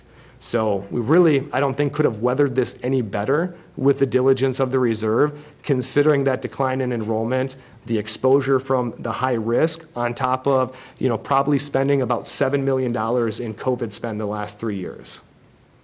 Significant. Claims per employee, you can see it looks like a cell phone bar. If things continue to go up, obviously very impactful last year and this year. Not only have high cases affected that, but also inflation. Costs for services have gone up across the board, whether it's healthcare or dental, your car insurance, your homeowner's insurance, everything has gone up, and it's part of essentially what we have to deal with on top of managing the risk and what we're dealing with from a high case standpoint. So that kind of gives a snapshot of the risk in a nutshell. I'll scroll down here with the dental. We don't need to spend a lot of time on that because the dental reserve is pretty stable, but you can see that the average trend for the district over the 5 years on dental is about 5.2%. It's less than the trend that Delta is using today. You can see claims versus funding. This year, there's a further gap where it's a slight deficit, but we don't need to make any major corrections because we have a healthy reserve, and we've been making small incremental increases pretty much every year just to chip away and make sure that dental doesn't get off the tracks where we would need to make a further correction. You can see with the enrollment, that has declined as well, not just in the last 3 years, but really in the last 6 years. So, this has had an impact not only on funding, but essentially trying to adhere to the risk because the risk hasn't changed, but the money has gone down. So we've had to work with less in order to manage that risk. Just like medical though, dental costs have gone up. You go in for a cleaning, it costs more than it did a year ago. Dental providers are having to pay more in terms of staff, and they're also requesting more for reimbursement when it comes to these insurance companies. I've never seen a year where more fully insured clients have had a higher increase on dental than I have in the previous 10. So it's reflective of what's happening in the market, but you guys, as well as a lot of other school districts, are self-funded, and you've been able to keep your dental premium stable. So really, dental is not an issue at all, but it's something that we want to continue to have small incremental increases to keep it stable. BEPY per employee per year. Yes. Any acronyms, call me out because I'm notorious for it. On this underwriting sheet, there's a couple of these, but this is the one with using benchmark trend. It correlates some similar information in terms of that decline in enrollment. And then obviously we can look at that average claims per employee and see in year 3 to year 2, it went up by 13.2%. From last year to this year, it's only up by 3.9%. So that's a significant improvement, which again paints a picture of that we're getting into a better space. We're not out of it yet, but things are getting better, but we don't know what could happen tomorrow either. So that's something to keep in mind. The average turnover on the plan, I believe, is about 14.5%. So when we think about 14.5% of the membership coming off and another 14.5% membership coming on, we don't know what we're replacing that with. But again, it's something that we have to be cognizant of. This page, again, just more or less represents our underwriting with that benchmark trend and highlighting that the adjustment would be a 25% increase. Our contract today with Preferred One, our expected cost is at that $21,475,000. We're funding this self-insured plan at $19,178,000. So you can see that we have a gap between our funding and our expected cost. And that's the gap that we're trying to close. But at the same time, we've leveraged our reserve to take less increases so that people aren't overly impacted, because that's one of the beautiful things about public sector and being self-insured is that ability to build reserve and to create stability versus being dictated by the insurance companies and whatever increase they want to pass on to you and essentially force you to absorb. This is just highlighting the average trend. So you saw the 5-year trend on the first page. It was at 7.9. The average trend, looking at the last 0.5% margin, is slightly about 0.5% less. So when you factor that in, this has really essentially increased the last couple years. If we go a couple years back, our average trend was closer to 6%. So you can see the impact of some of this volatility and how much it has increased the average trend for the district's claims over this time period. We're still below benchmark, but it shows the impact of what we've been dealing with in terms of utilization as well as COVID spend. This page 8, again, just reflects that average trend and that 21 and almost 21.5% increase if we're using our average trend. So it's pointing out a range. If we were to clean up this in 1 year or make an adjustment in 1 year, we would probably be looking at an increase between 21 and 25%. But because we have reserve and over $7 million of it, we're utilizing that reserve or putting it at risk, just like we did last year, and taking a lesser increase and seeing where things are and reevaluating year by year so that we're not overly impacting what the cost increase could be to employees. In terms of our renewal contract, best and final with UMR, you can see here that our fixed costs did go up from the $1,757,000 to almost $2.2 million. It's reflective of the risk. When I look back at the last 7 years with Preferred One, essentially we've made them lose over $7 million. So we know that our stop loss has been underwater, and it's something that has been corrected over the last few years and is getting corrected this year. But when we look at the amount of claims that went over that stop loss level, it's been significant. This year, you're starting to see some of that cleanup, but what we do know is that there is some significant risk from a high case standpoint that is going to impact this year and going to impact next year. We have at least a few members that are going to exceed claims over $800,000. So we have to be cognizant of what the risk is and why we want to create stability as we go through this transition. Another component of that is pharmacy, and that's something that is very important in this process. 4 years ago, we took advantage of pharmacy rebates, and that has been really beneficial because it's helped offset some of this deficit spending by getting the rebates versus letting the insurance carrier profit off those pharmacy rebates. So 2 years ago, we had the opportunity to not only get rebates, but put in programming to reduce pharmacy spend, programming called Paid Health, where basically it takes advantage of financial assistance that can be provided for members that are on very expensive drugs. And this is important in this cycle because we basically passed up on that opportunity 2 years ago to not disrupt members with their pharmacy. And now we're in a position where we basically have to take advantage of this programming to reduce spend. The district's pharmacy spend is over $5 million. It's a 7% variance compared to the comparison experience of other districts that are with Preferred One. So when I look at that spend of over $5 million, $2.5 million of it is specialty, and it was roughly about 32 members. So keep that in mind. That's huge. And this programming can help reduce that spend by over $1 million and give the district net savings up to almost $700,000. So we're getting less rebate on this specialty spend, but we're reducing the plan spend by over $1 million, which is significant. So it's really an opportunity that we can't pass up by carving out the pharmacy. And that's something that has been very important through this process, is understanding that component of pharmacy. We look at this marketplace, and the other carriers in the market have more limitation when it comes to carving out your pharmacy benefit arrangement. So the way that I can put this into perspective to you is, in general, pharmacy is controlled by about 5 PBMs. 80% of the market is controlled by 5 PBMs. And a PBM is? Pharmacy benefit manager. So who you get your prescription drugs with, sorry. So with that control, it leads to contracts and arrangements that are incentivized for the carrier and not for the client. So part of that issue, it comes to these drug rebates and why certain drugs are on these formularies versus other drugs. Why are certain drugs on there? Because they have a higher rebate value. There's more profitability.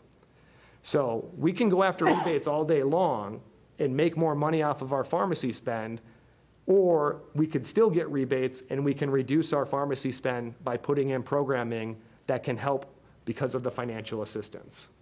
So it is significant, not only for the short-term cost control, but really for that long-term cost control. And it goes back to that customization that I talked about. We can take a turnkey option from a carrier and let them have the keys to the car and control everything, or we can control things and essentially carve out what we need to or put in what we need to based on what the district's preference is versus an insurance carrier dictating that process for us. So in this official bid process, we asked every single carrier, will you allow the district to carve out the pharmacy? None of the other carriers would allow, except for UMR, which is more of a true TPA.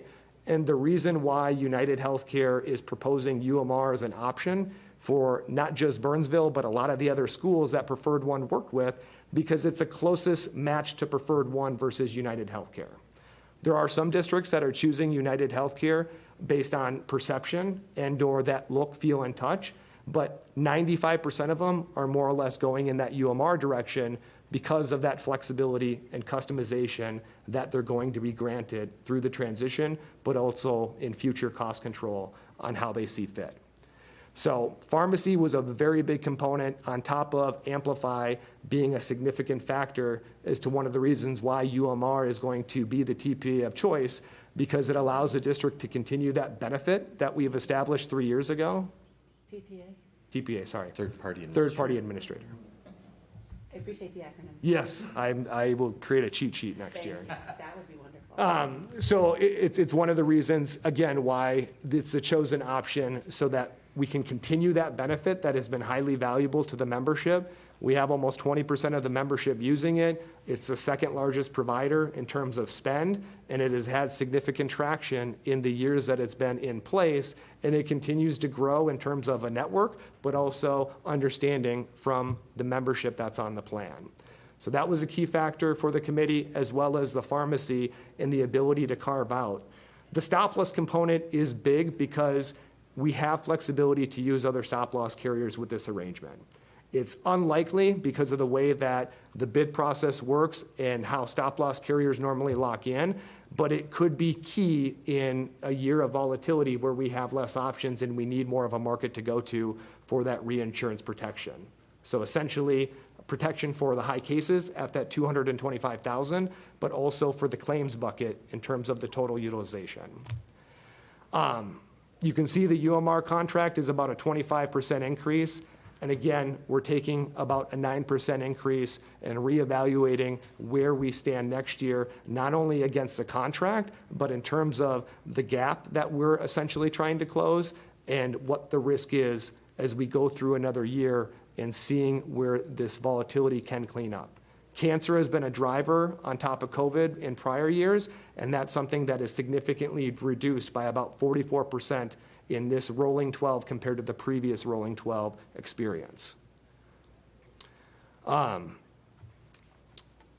will slide down to the tracking, and then we can circle back with any questions. But what I want to highlight here for you is right now the district is running at about 78% of the contract.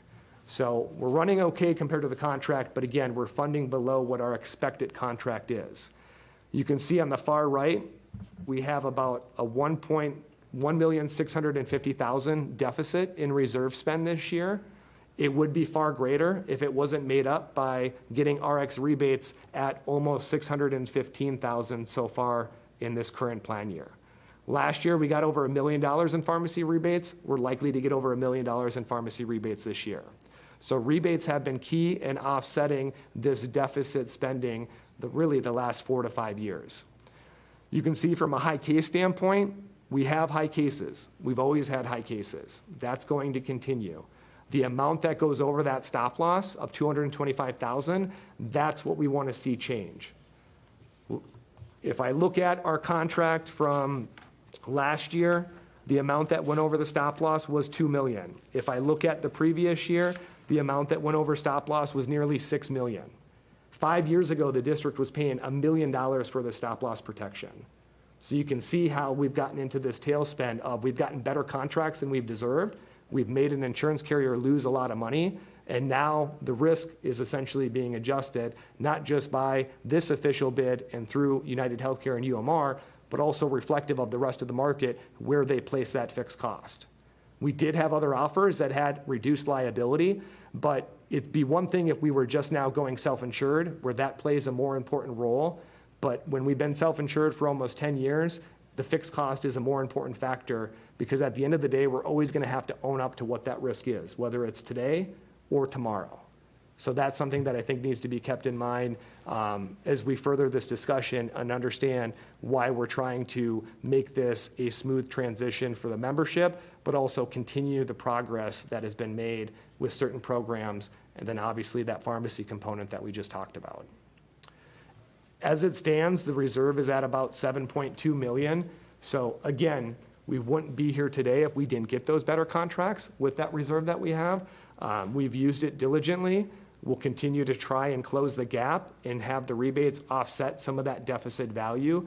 But essentially, we're taking a high single-digit increase, and we're trying to get to where we need to be in the next 2 years, similar to when we went self-insured and we closed that gap in a 2-year period. So our target has always been about 45%. Again, instead of doing the peaks and the valleys, we wanted to try to keep things leveled out. So we're no longer at the 45%, which has been our target. We're closer to 38%. So, about $1.5 million reduction in our reserve. It's like, oh, but our percentage is still within range to recoup and get back to where we need to do that. We do want to do this over multiple years. Part of the reason that we're also looking at a multiple year increase of under double digits instead of just trying to fill the bucket all back up at once is, well, a couple things. His focus is really on the members and a lot of the other factors as far as our stop loss. My focus is on the one-time hit with COVID. As he mentioned, it was several $1 million that came against our plan. Also the inflationary costs, the costs within health providers as far as at the hospitals, nursing, doctors, all of that type of things. And did I already mention the inflationary piece on top of that? I'll do it again. But so some of these things we're hoping will start backing off. So instead of creating a reserve too quick, that may overshoot the mark. We'll do this in a kind of a steady approach and see how those things dropping off will also allow us to get closer back to that 45%. So kind of back to that same type of a mentality of building up, but building up slowly and letting some of the things occur underneath us before we overshoot a mark. So we were at 50%, a few years ago. So we got to that goal. We created that stability, and we still have that stability. So that's the key thing to keep in mind.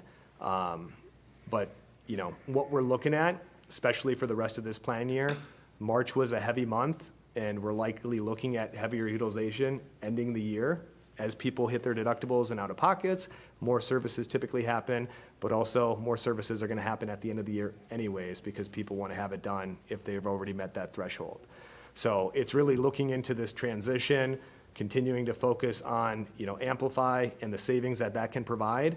And that's something that, it has been a beneficial factor. I looked at the last 4 quarters of savings, and it's over $750,000 of savings through members that have used Amplify and had services done through that avenue versus through the PPO network. And that's the savings to the district. Our employees who go through and use Amplify are not having to use their HRA. So the employee sees a benefit with this because they're not drawing down their HRA. The district sees a benefit because we're getting the services for less. So it's mutually beneficial to both parties, which is starting to help the consumerism of this and for our employees and our members to use that product.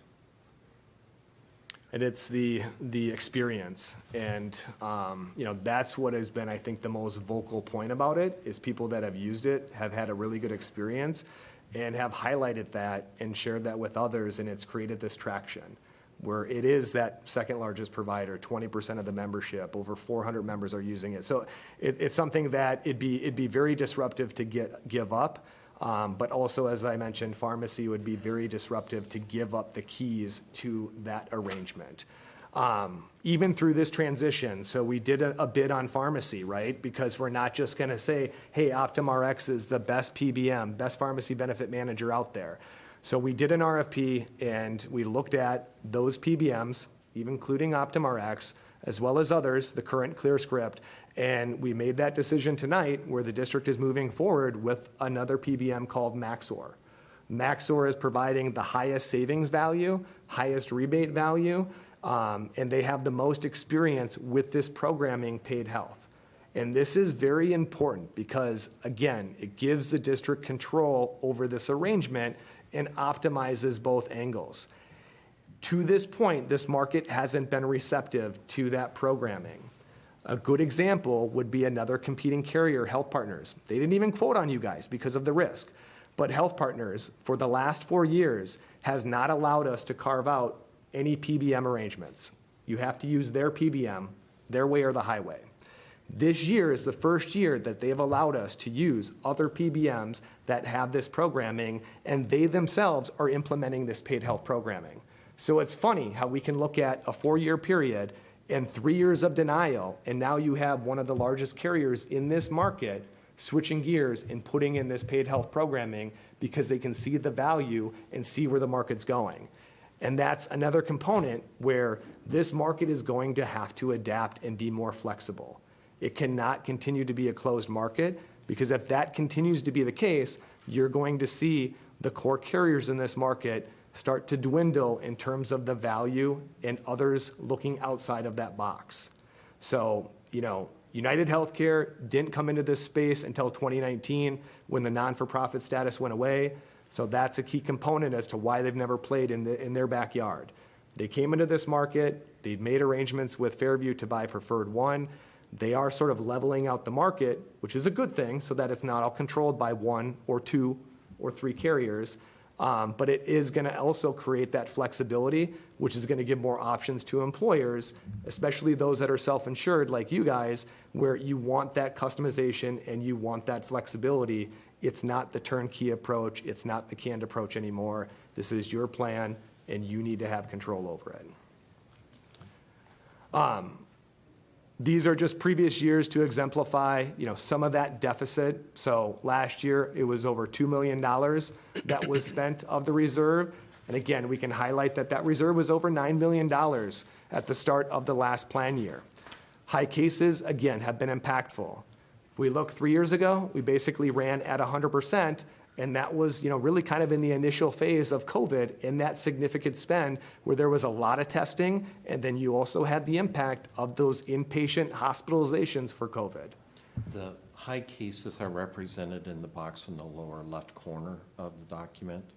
So those would be specific individuals and how much their cost was against both our plan and the stop-loss plan. So that's when he's talking about the high cases, they're represented in that lower left box. And the one thing I'm going to point out too, because this doesn't exemplify the total cost of each of those high cases, because it's looking at it in that plan year, July through June. The way that you guys have your contract, it's a 12-18. Claims are incurred in those 12 months, and then we have 6 months of run out. Because claims that happen in May and June don't necessarily get processed and paid by the end of June. So when we look at these high cases, again, looking at that third year, it was over 2.8 million. But then if we look at the high cases that came through in the runout period, you can add essentially another 4.4 million when we had that year that was a $6 million hit above our stop loss premium. So high cases have been significantly impactful over this 3-year period that we're looking at, but really more or less the last 5 years in terms of if we go back even further. So I guess we'll pause there in terms of the medical, the dental. We don't really need to go through unless you guys want to, but where things stand today is we have a deficit of about 29,000, almost 30,000, running at about 105%. There is plenty of reserve. Last year, we ended up with a surplus of about 23,000. The year before that, it was a surplus of about 30,000. So again, dental is not a concern, even if we end up running at a deficit this year, because it's not necessarily one hole, it's 18 holes, it's 12 months. We got to look at that 12-month picture. But again, dental has been very stable, and there hasn't been a need to take more than, I think, a % increase for a long time when it comes to the dental premiums. I'm not sure if we're even looking at a full percent. It may be closer to a 0.5% going forward for next year.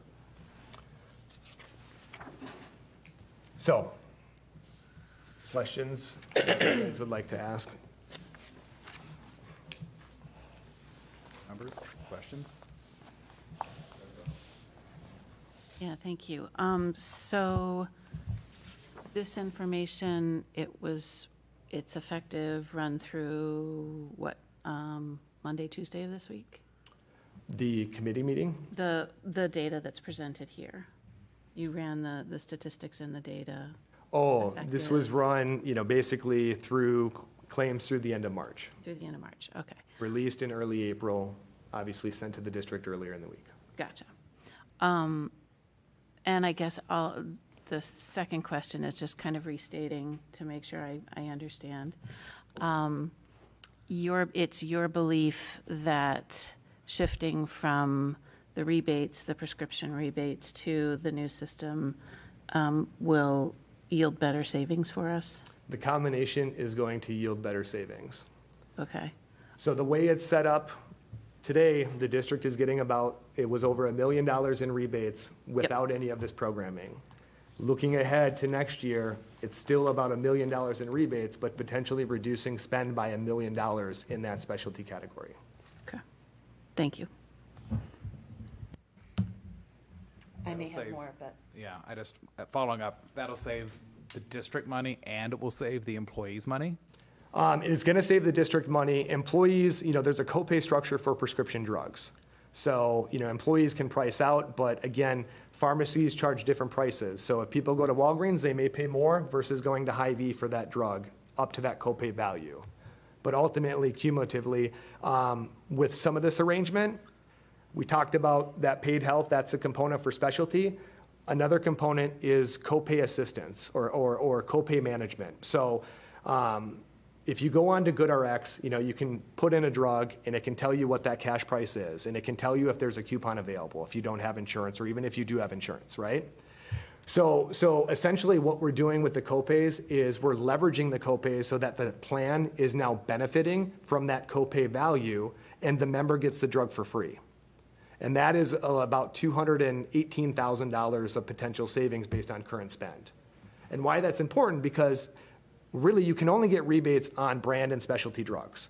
So specialty is a more difficult component because there's obviously a greater need for some of these members that are on very high costing drugs. When it comes to brand drugs, if there's not a generic alternative, they only have that option, right? And brand drugs can be very expensive. Humira, you guys have all heard of Humira, correct? So that is the most rebated drug in the world. So there's been talk about a generic for Humira for the last 10 years. There finally is a generic for Humira this year, but there is no penetration in the marketplace for this generic of Humira. Why do you think that is? Because of what I mentioned earlier of how these pharmacy benefit managers have control over the marketplace and the rebate value, and essentially they're always going to get their profit, right? So if there was penetration with this generic of Humira, well, what do you think that drug manufacturer of Humira is going to do? They're going to increase their other drugs to offset for that profit that they're not getting out of Humira. So in some ways, this is like a shell game, right? We can play in it, and we have to play in it because we need to leverage what we can out of it, because if we could get no rebates and reduce our spend by $2 million, I would much rather take that angle, but that's not a possibility the way that these drug manufacturers and these pharmacy benefit managers have orchestrated the market for prescription drugs. So going back to that copay piece, Humira, for example, with the current structure, if the member takes advantage of that copay, they can get value for that copay on their deductible and out-of-pocket accumulator. So the way that we're shifting this is the member is not using the copay at all. The plan is initiating the copay and taking advantage of that, or coupon, I should say, and taking advantage of that coupon for the entire year. So if Humira costs $5,000 and it's a $1,000 coupon value, we're taking that $1,000 coupon value, reducing that cost by $1,000, and the member's getting the drug for free, and they're not getting any accumulation towards their deductible and out-of-pocket. So it's a win for the plan because we're taking advantage of that copay assistance, and it's a win for the member because they're getting that drug for free. So a key component when it comes to brand drugs. And as a whole, drug prices have gone up at a higher cost than medical services. So if we look at over a year period, drugs have gone up, at least 4,000 drugs have gone up over 35% in cost in a year's time frame. So when we think about where this is going, for the last 5 years, I've been telling people your pharmacy could be 50% of your spend at some point.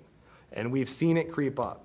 So to be able to leverage this programming and carve out and choose the PBM, the pharmacy benefit manager that we want, not the one that is forced or given to us, it's giving us that control that we're going to need, not just based on the current spend, but where the market is going when it comes to a medicated society and overprescribed utilization of prescription drugs. Other questions? Yep, I've got a lot. So, first of all, the plans that you were offered by Blue Cross, were they turnkey or were they custom? It was the current plan design, Anna. Okay. And so they said, and I'm guessing it's because they were under a certain amount of employees, they didn't allow you to carve out the PBM? Correct. Okay. So regarding was there an impact, any sort of impact report that you ran as far as like the prescriptions? What do you mean? As far as switching to a new drug plan, what's going to be the impact as far as like, this person's on this drug and now it's not going to be, So Blue Cross and Prime Therapeutics will not play ball with the pharmacy RFP and giving up that data in detail.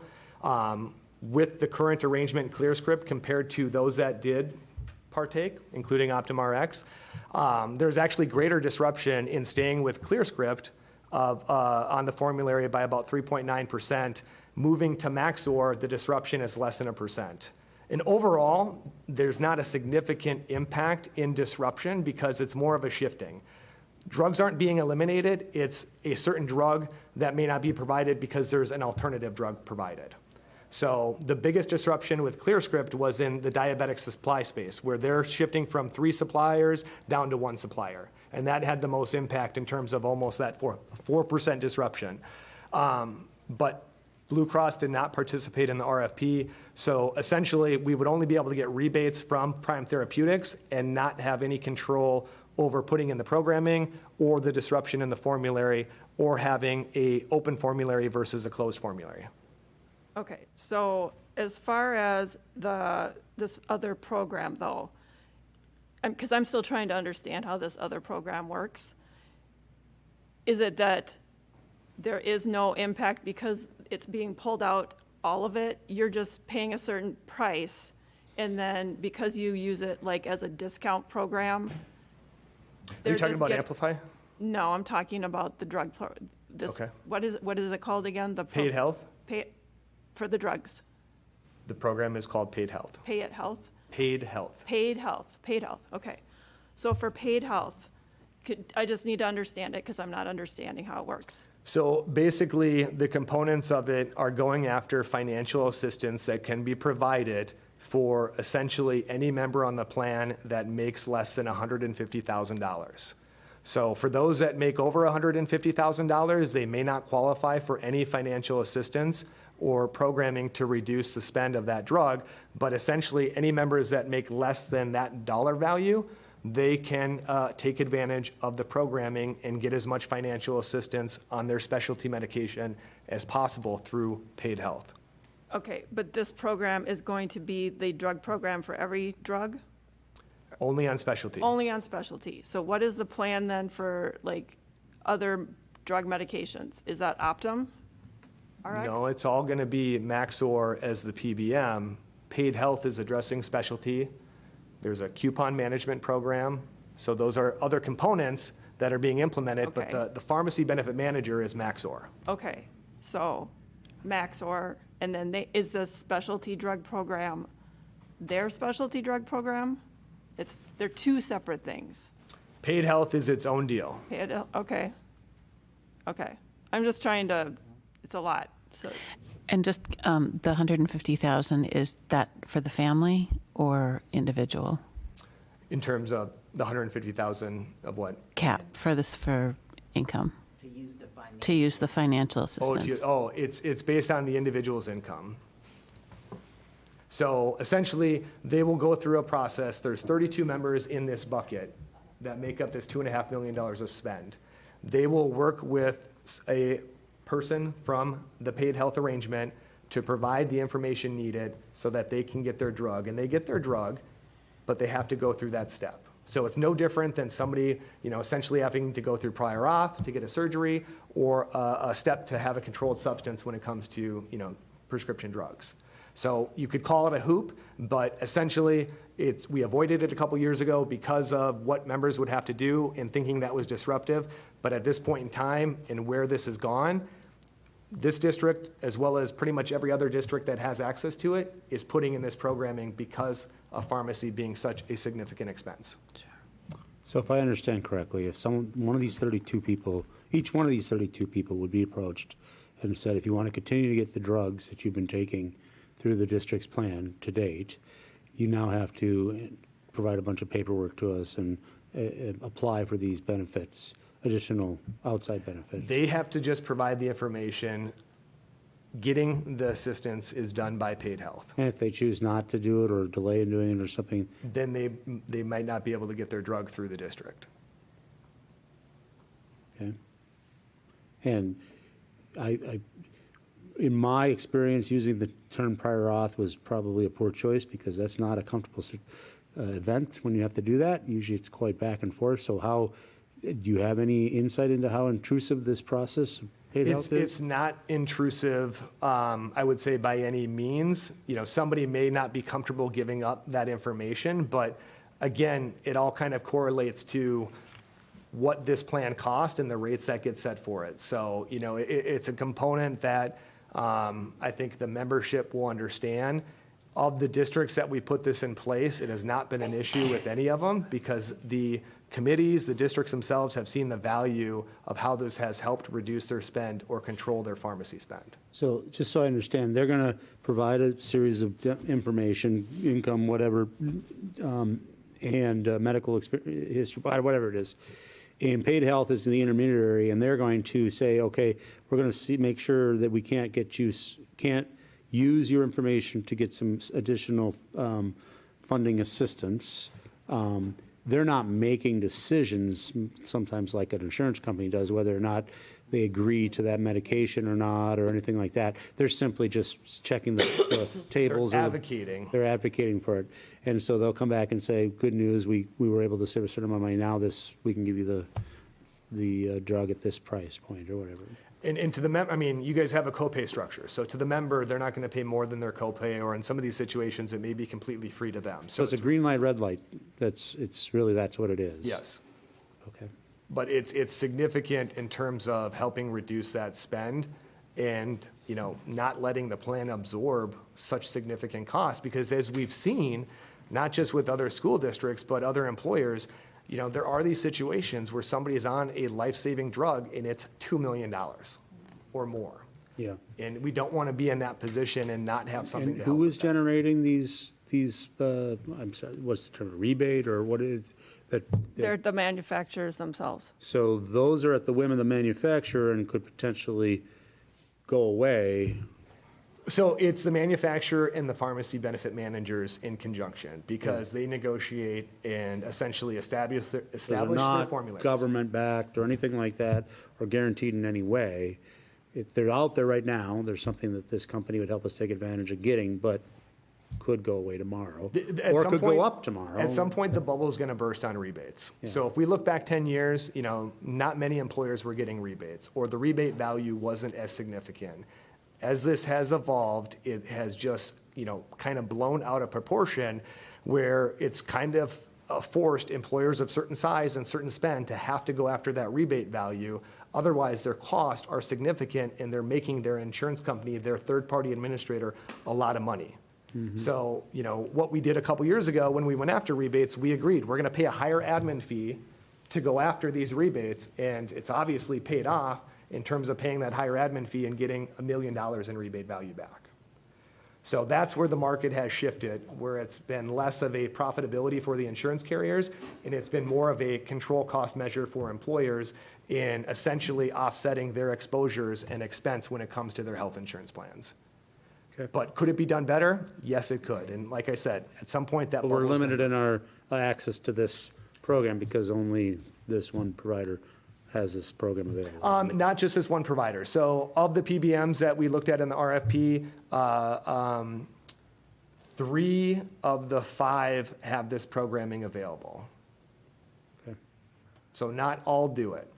A few of the others have a different structure, but like I said, OptumRx, they did participate. They are the PBM, pharmacy benefit manager of choice for United Healthcare. I don't think there's anything wrong with them as a PBM, but what they're driving is rebate value versus controlling cost. So when I look at the measure, it's like, okay, we could maybe get an extra $50,000 or $100,000 in rebates with Optum, but that's not going to help reduce the spend by over $1 million. Well, I know there's other plans doing other things to control specialty drug costs. It's just, this is just a different way of looking at it and a different way of, approaching it. But you're essentially sending them to the manufacturer and pushing the cost somewhere else. So I have a question about Amplify. I don't know if you guys are done with, okay. So when you say that you've seen $750,000 in savings with Amplify, how can you quantitate that? So they quantify it by essentially looking at the district claims and the ICD-9 codes and running that up against, essentially their savings. So they're a cash-based network. They add a fee onto their services, but they're negotiating, and the providers that are established in their network are providers that essentially know what their contract value is with a Blue Cross, a Preferred One, a United Healthcare, et cetera. So they're providing a lower cost because they're getting paid upfront by Amplify, and then Amplify is getting reimbursed by the plan. So the reason why these providers have agreed to this arrangement, because they're not having to deal with billing and collections and going through that claims administration process. So they're willing to provide a lower cost for their services to get paid up front and to drive the value of what this is being established for not just 191, but a few others to essentially attract more members to their services. So you're saying that so you're taking that service and you're saying if they had gone through the avenue they were, the claim was going through another carrier or whatever, it would have cost this much, and instead it cost this much. And overall, you're taking all that data and analyzing it and say, if they hadn't used Amplify, it would have cost us $750,000. More. Yes, and it's, again, the savings vary on different services. So the driver of this is in higher costing services. Amplify isn't an option that can cure cancer, can treat inpatient hospital. It's not a replacement of the insurance, right? So it's a component of it, and it continues to expand. But where those savings are significant is in certain areas of cost, like orthopedics, imaging, lab. Where it's more of a wash is like in chiropractic or a general office visit. So if we look at that combination, obviously we want to drive people to those higher costing services where there's more savings. But from a perception and value standpoint, we've essentially opened this up to everything that is available in Amplify so that, again, people can save their own HRA money, get free healthcare going through this avenue if they feel comfortable. They're not forced to. They still have access to go through the PPO arrangements if they so choose. But again, it's been more of this white glove concierge, an opportunity for members to save money, but also get incentivized and allow the district to save money on these certain areas of cost. Okay, so I know it's been a while since I've been at a benefit committee or the insurance meetings that we were having, but I feel like the last one that I was at and I'd asked for data on Amplify, there wasn't enough because of COVID to show the savings yet. So I'm curious how we would have gone from where we didn't have enough data to show the savings to now we have $750,000 in savings. Well, I don't know what point in time you're talking about, but essentially what I'm talking about is the last 4 quarters of savings that Amplify has provided to the district. So if The we last look 4 at the quarters- quarterly spend, we're okay. talking about the last year, that's been the savings. If we add it up quarter by quarter, what has been calculated in terms of savings going through Amplify versus going through the PPO arrangements. So, Okay. I mean, it's probably been a year since you've been to one of the committee meetings, but Amplify has been in place for multiple years, and they provide a quarterly savings report to the district since inception. So, certainly you can look at that information, but it doesn't, I guess, correlate with the time frame that you're talking about. And I would speculate that during COVID, the services that we received through Amplify would have been greatly reduced because orthopedic services were not being utilized Well, as and we're much. not that far out of COVID, so we are kind of just now seeing it, and there's kind of like a lag until you start seeing claims. So that's kind of not like we have, the population to, I'm just trying to figure out how we get to $750,000 of savings. And so, because I really don't think that conversation was that long ago, to be honest. So I guess if you have the data, I would like to see it. Certainly. You tell me, how long ago that was. Well, yeah, and I know I've missed a couple because there's, conflicts that I've had, but it wasn't a year ago. You can provide the last 4 quarters. Yeah. Okay. And as far as like that type of a savings, we're not talking about types of services that may be like a hospital stay or a surgery or something that's like, costing us like hundreds of thousands of dollars. And when I'm looking at the other, data that's coming back on the RFP from Blue Cross, and I see 1.5 million in savings with them, that's where I'm trying to, justify why, and I'm looking at all of the information to try and justify what makes sense to, go with United Healthcare as opposed to going with a Blue Cross, where that's a lot of money in a district where But we're not talking hard dollars, Anna. We're talking liability.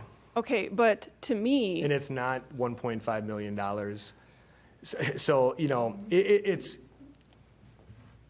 I get where you're coming from in the sense of the district doesn't have to take the lowest bid. That's not what it says in the state statute. That's not what HIT is about. Again, if this was where we were entering into self-insured and this was important in terms of driving and building reserve, that would play more of a factor. But in terms of, 10 years in what has been built up and what has been put in place and trying to control things moving forward, I'd rather have the district have more control over this plan and components versus have less control and be in a position of adversity in a year or 2 years from now because of those decisions.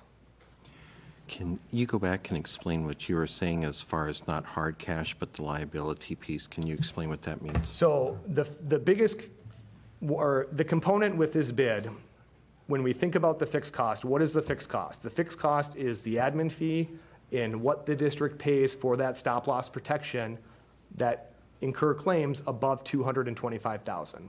That's fixed cost. That's guaranteed spent money. Liability is that claims bucket. And right now, we have a contract that has a 112 corridor. So our expected is at a certain point, and our max liability is 12% above that. Blue Cross, as well as Medica, bought down the liability. So they're trying to buy the business and liability. But they gave us a contract that would be a 115 corridor. So in my mind, and what the committee has seen, not just in this official bid, but in past official bids, is that fixed cost is a more important and key component than somebody buying our liability. Because that can happen every cycle, and we can change every cycle, but it's gonna cost the district a lot more money. If we were to leave the current arrangements, we'd be paying $35 a claim in that run-out period. The district averages thousands of claims a month, so we're looking at hundreds of thousands of dollars in a fixed cost expense if we moved away from preferred one and didn't renew with UMR and took that other offer. So fixed cost is, a wash. If anything, it's a net deficit because Amplify is providing greater savings that we would not get through one of these options. But the liability was bought down by Blue Cross and it was bought down by Medica. But that fourth bid that we got, because Health Partners didn't quote, and that TPA that did, Health Easy, gave us $3.7 million in lasers in their best and final. So it speaks of what that risk is. So I don't want to put this district and this plan in a position of further adversity where we're having to climb out even of a bigger hole either a year from now or 2 years from now when we're trying to correct this and put in measures to control so that it's the district's plan and not Blue Cross Blue Shield's plan that provides insurance to 191 or Medica's plan that provides insurance to 191. In just a little history, this goes way back. We, for a number of years, was fully insured by an outside company, agency. And we would be told, you're looking at a 15, you're looking at an 18% increase. And I was like, oh. So we went out for our bids, and lo and behold, the 11th hour, that insurance company come back, you know what, we can give you 0% with a cap of 4% over the next 3 years. And that happened a number of years in a row. So then it was like, wait a second. You're telling us that what we really should be doing is probably this larger number, but then you keep coming back and buying our service at a 0%. Well, the hole just keeps getting bigger and bigger and bigger over time. So when we transitioned to self-funded, finally made that choice of saying, you know what, we're tired of giving all the money to this other insurance company. We can build a reserve. And if we have a good year, the reserve goes up. Our employees see the immediate benefit. And when we made that conversion, that's where Chase was talking about, where we had 2 years back to back in the teens where we had to just play catch up. So yes, value is important. And as we were talking about our pharmaceuticals, the different things that are going into place there, we looked at Amplify because we see that there's value there for our consumers and our employees. We, with our health benefits enrollment plan, are saving, $15,000, something like that from what we were paying, maybe even more than that at this point in time. We do look for value. But we're also very cautious of someone coming in that seems so undervalued to what our plan has demonstrated for the district. And that's what we're cautious about. And there are certain things that our employees like. They like the concierge piece. And some of our healthcare, our benefits for the healthcare is quite frankly offset by our dental. And you'll hear that come up during insurance. It's like, can we increase our dental?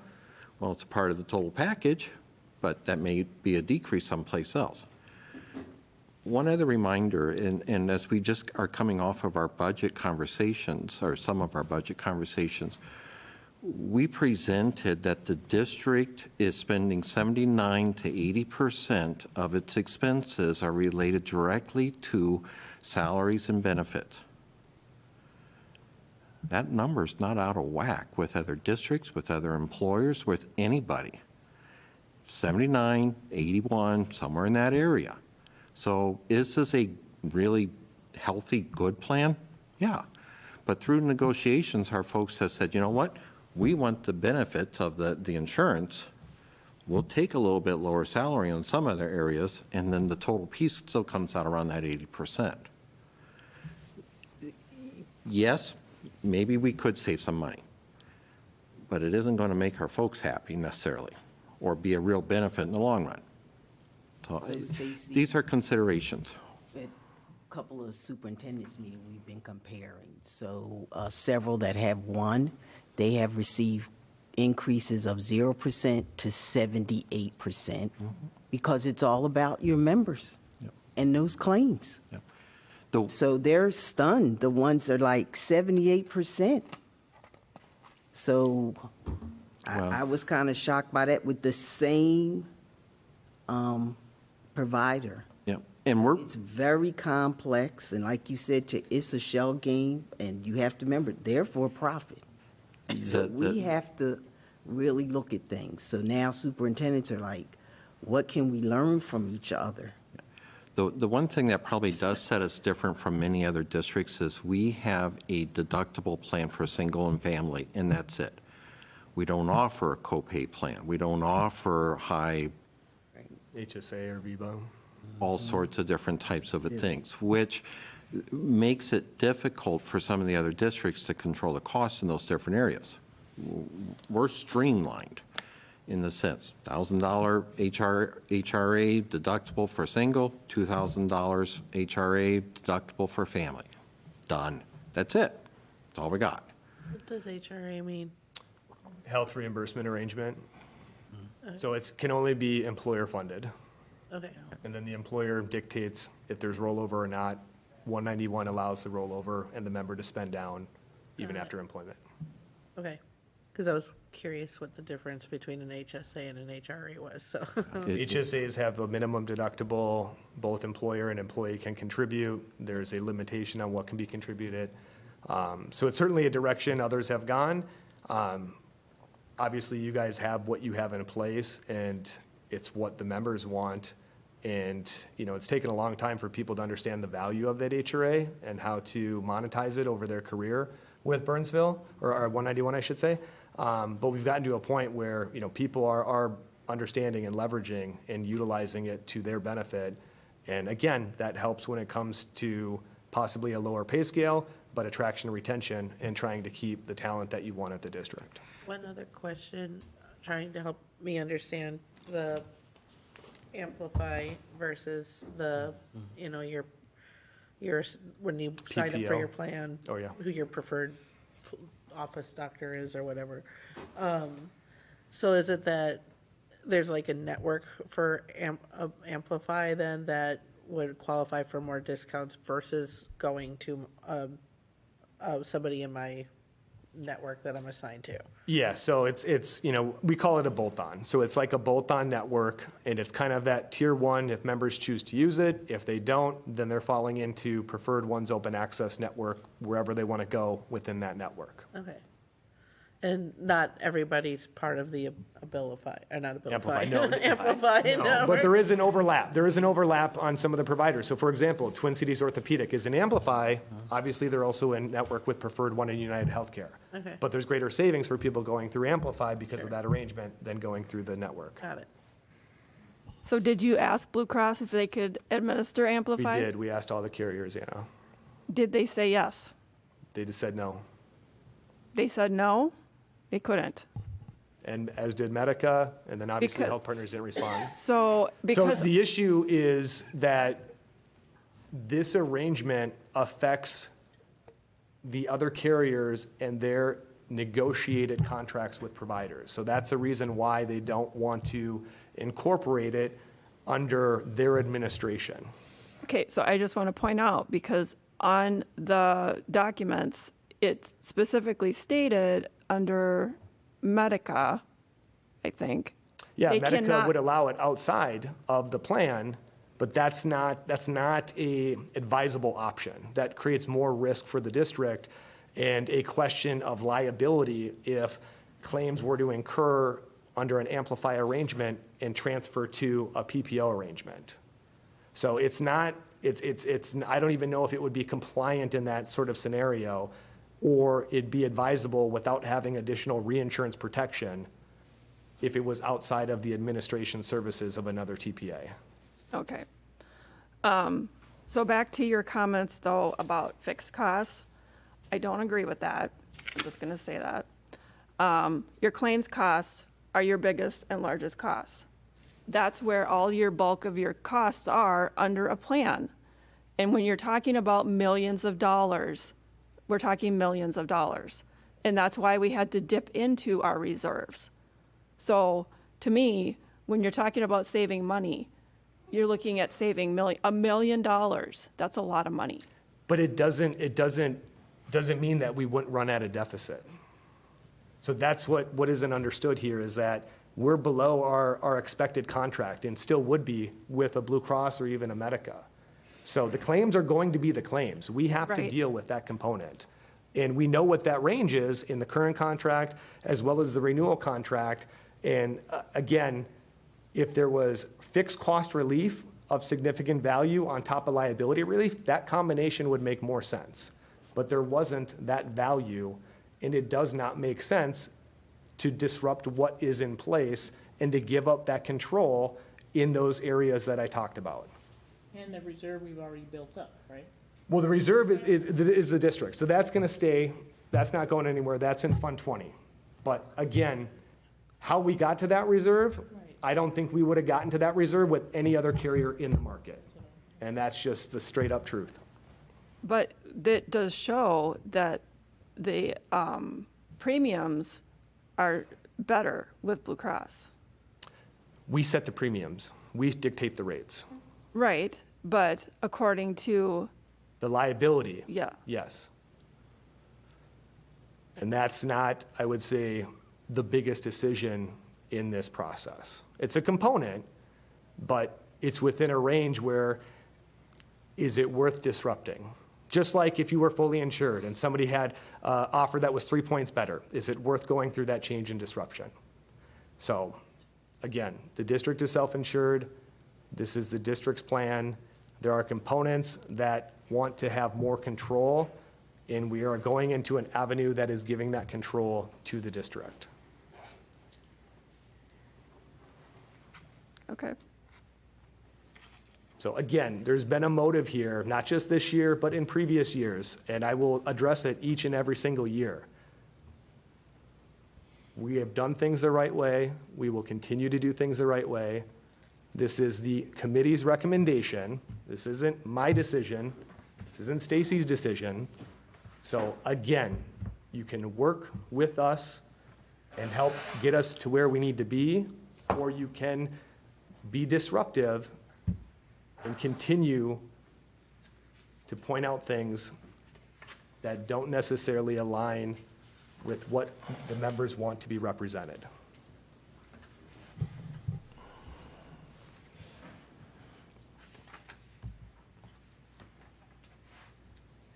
We do appreciate the comments because, and the questioning, because it does challenge us as we move forward in our thinking. We want to make sure that we do have those voices that are being represented from all sides, that we are not just suddenly parroting back the same information. So it is difficult sometimes to walk through that part of the challenge, but it is something that is necessary. Because the things that are brought up by the board, you're representing the public, are we using our public resources as best as we can? We believe that we are. When we look at the whole picture on employee satisfaction, employee consumerism, the employee benefit and salary package that they have, that makes them attractive to come to 191. But I do want to make it clear that we do understand the role of the board and the challenges and the questions that you're asking for clarification, and to make sure that, yes, we are doing due diligence and moving forward. Thank you, Stacy. I just want to add, the questions that the board asks are not intended to be disruptive.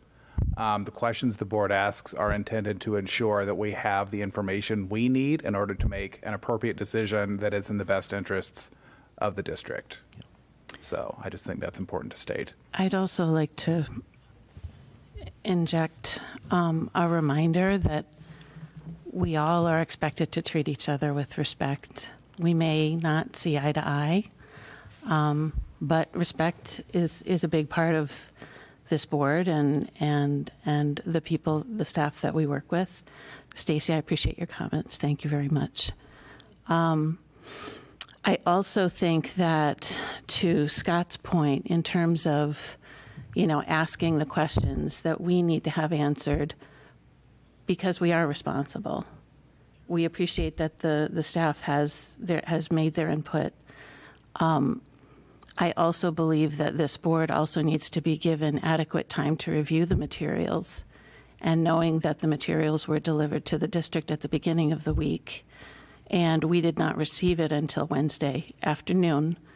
I would like to encourage Dr. Battle to work with staff to make sure that, with a decision that is this significant, that has generated these questions and conversation, that we be given adequate time to prepare and review, more than just 30 hours. So, Director All, thank you for that. It was available in Board Book Tuesday morning, I believe. Tuesday afternoon, thank you, after we received it. Time to review it, the check that we do.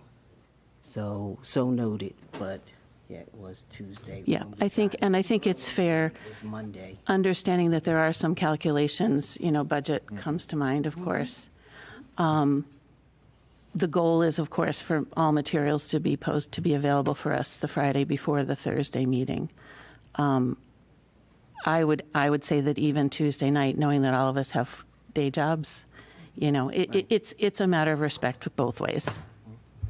Yep, so we'll look at that timing for that benefits committee meeting to make sure it's earlier too, so we can meet it. So I think that's part of the timeline too, for us to look at that too. And that So could have we, been accommodated, so apologize that that was not provided in an earlier time frame. And then, since you did have the context today with more information, please send your questions, because it is, as Stacy said, there are recommending new changes.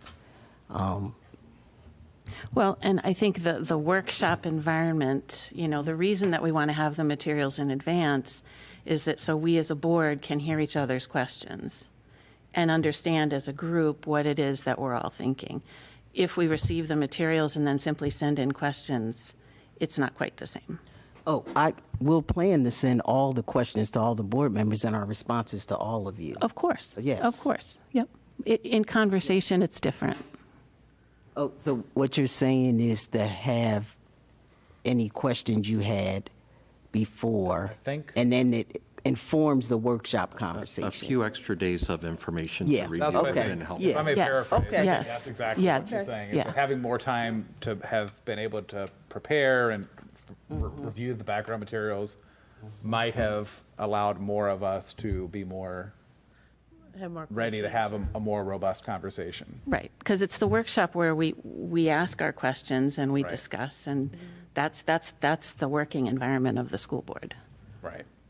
And yes, but at the same time, we do still have 2 weeks before any decision is being made. So there is time to ask additional questions, but I think ideally, the majority of questions will be surfaced at the workshop, and maybe it's 1 or 2 follow-up questions that come up between now and when we vote in, I think, 2 weeks.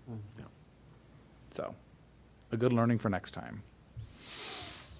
Are there any other questions for this particular workshop?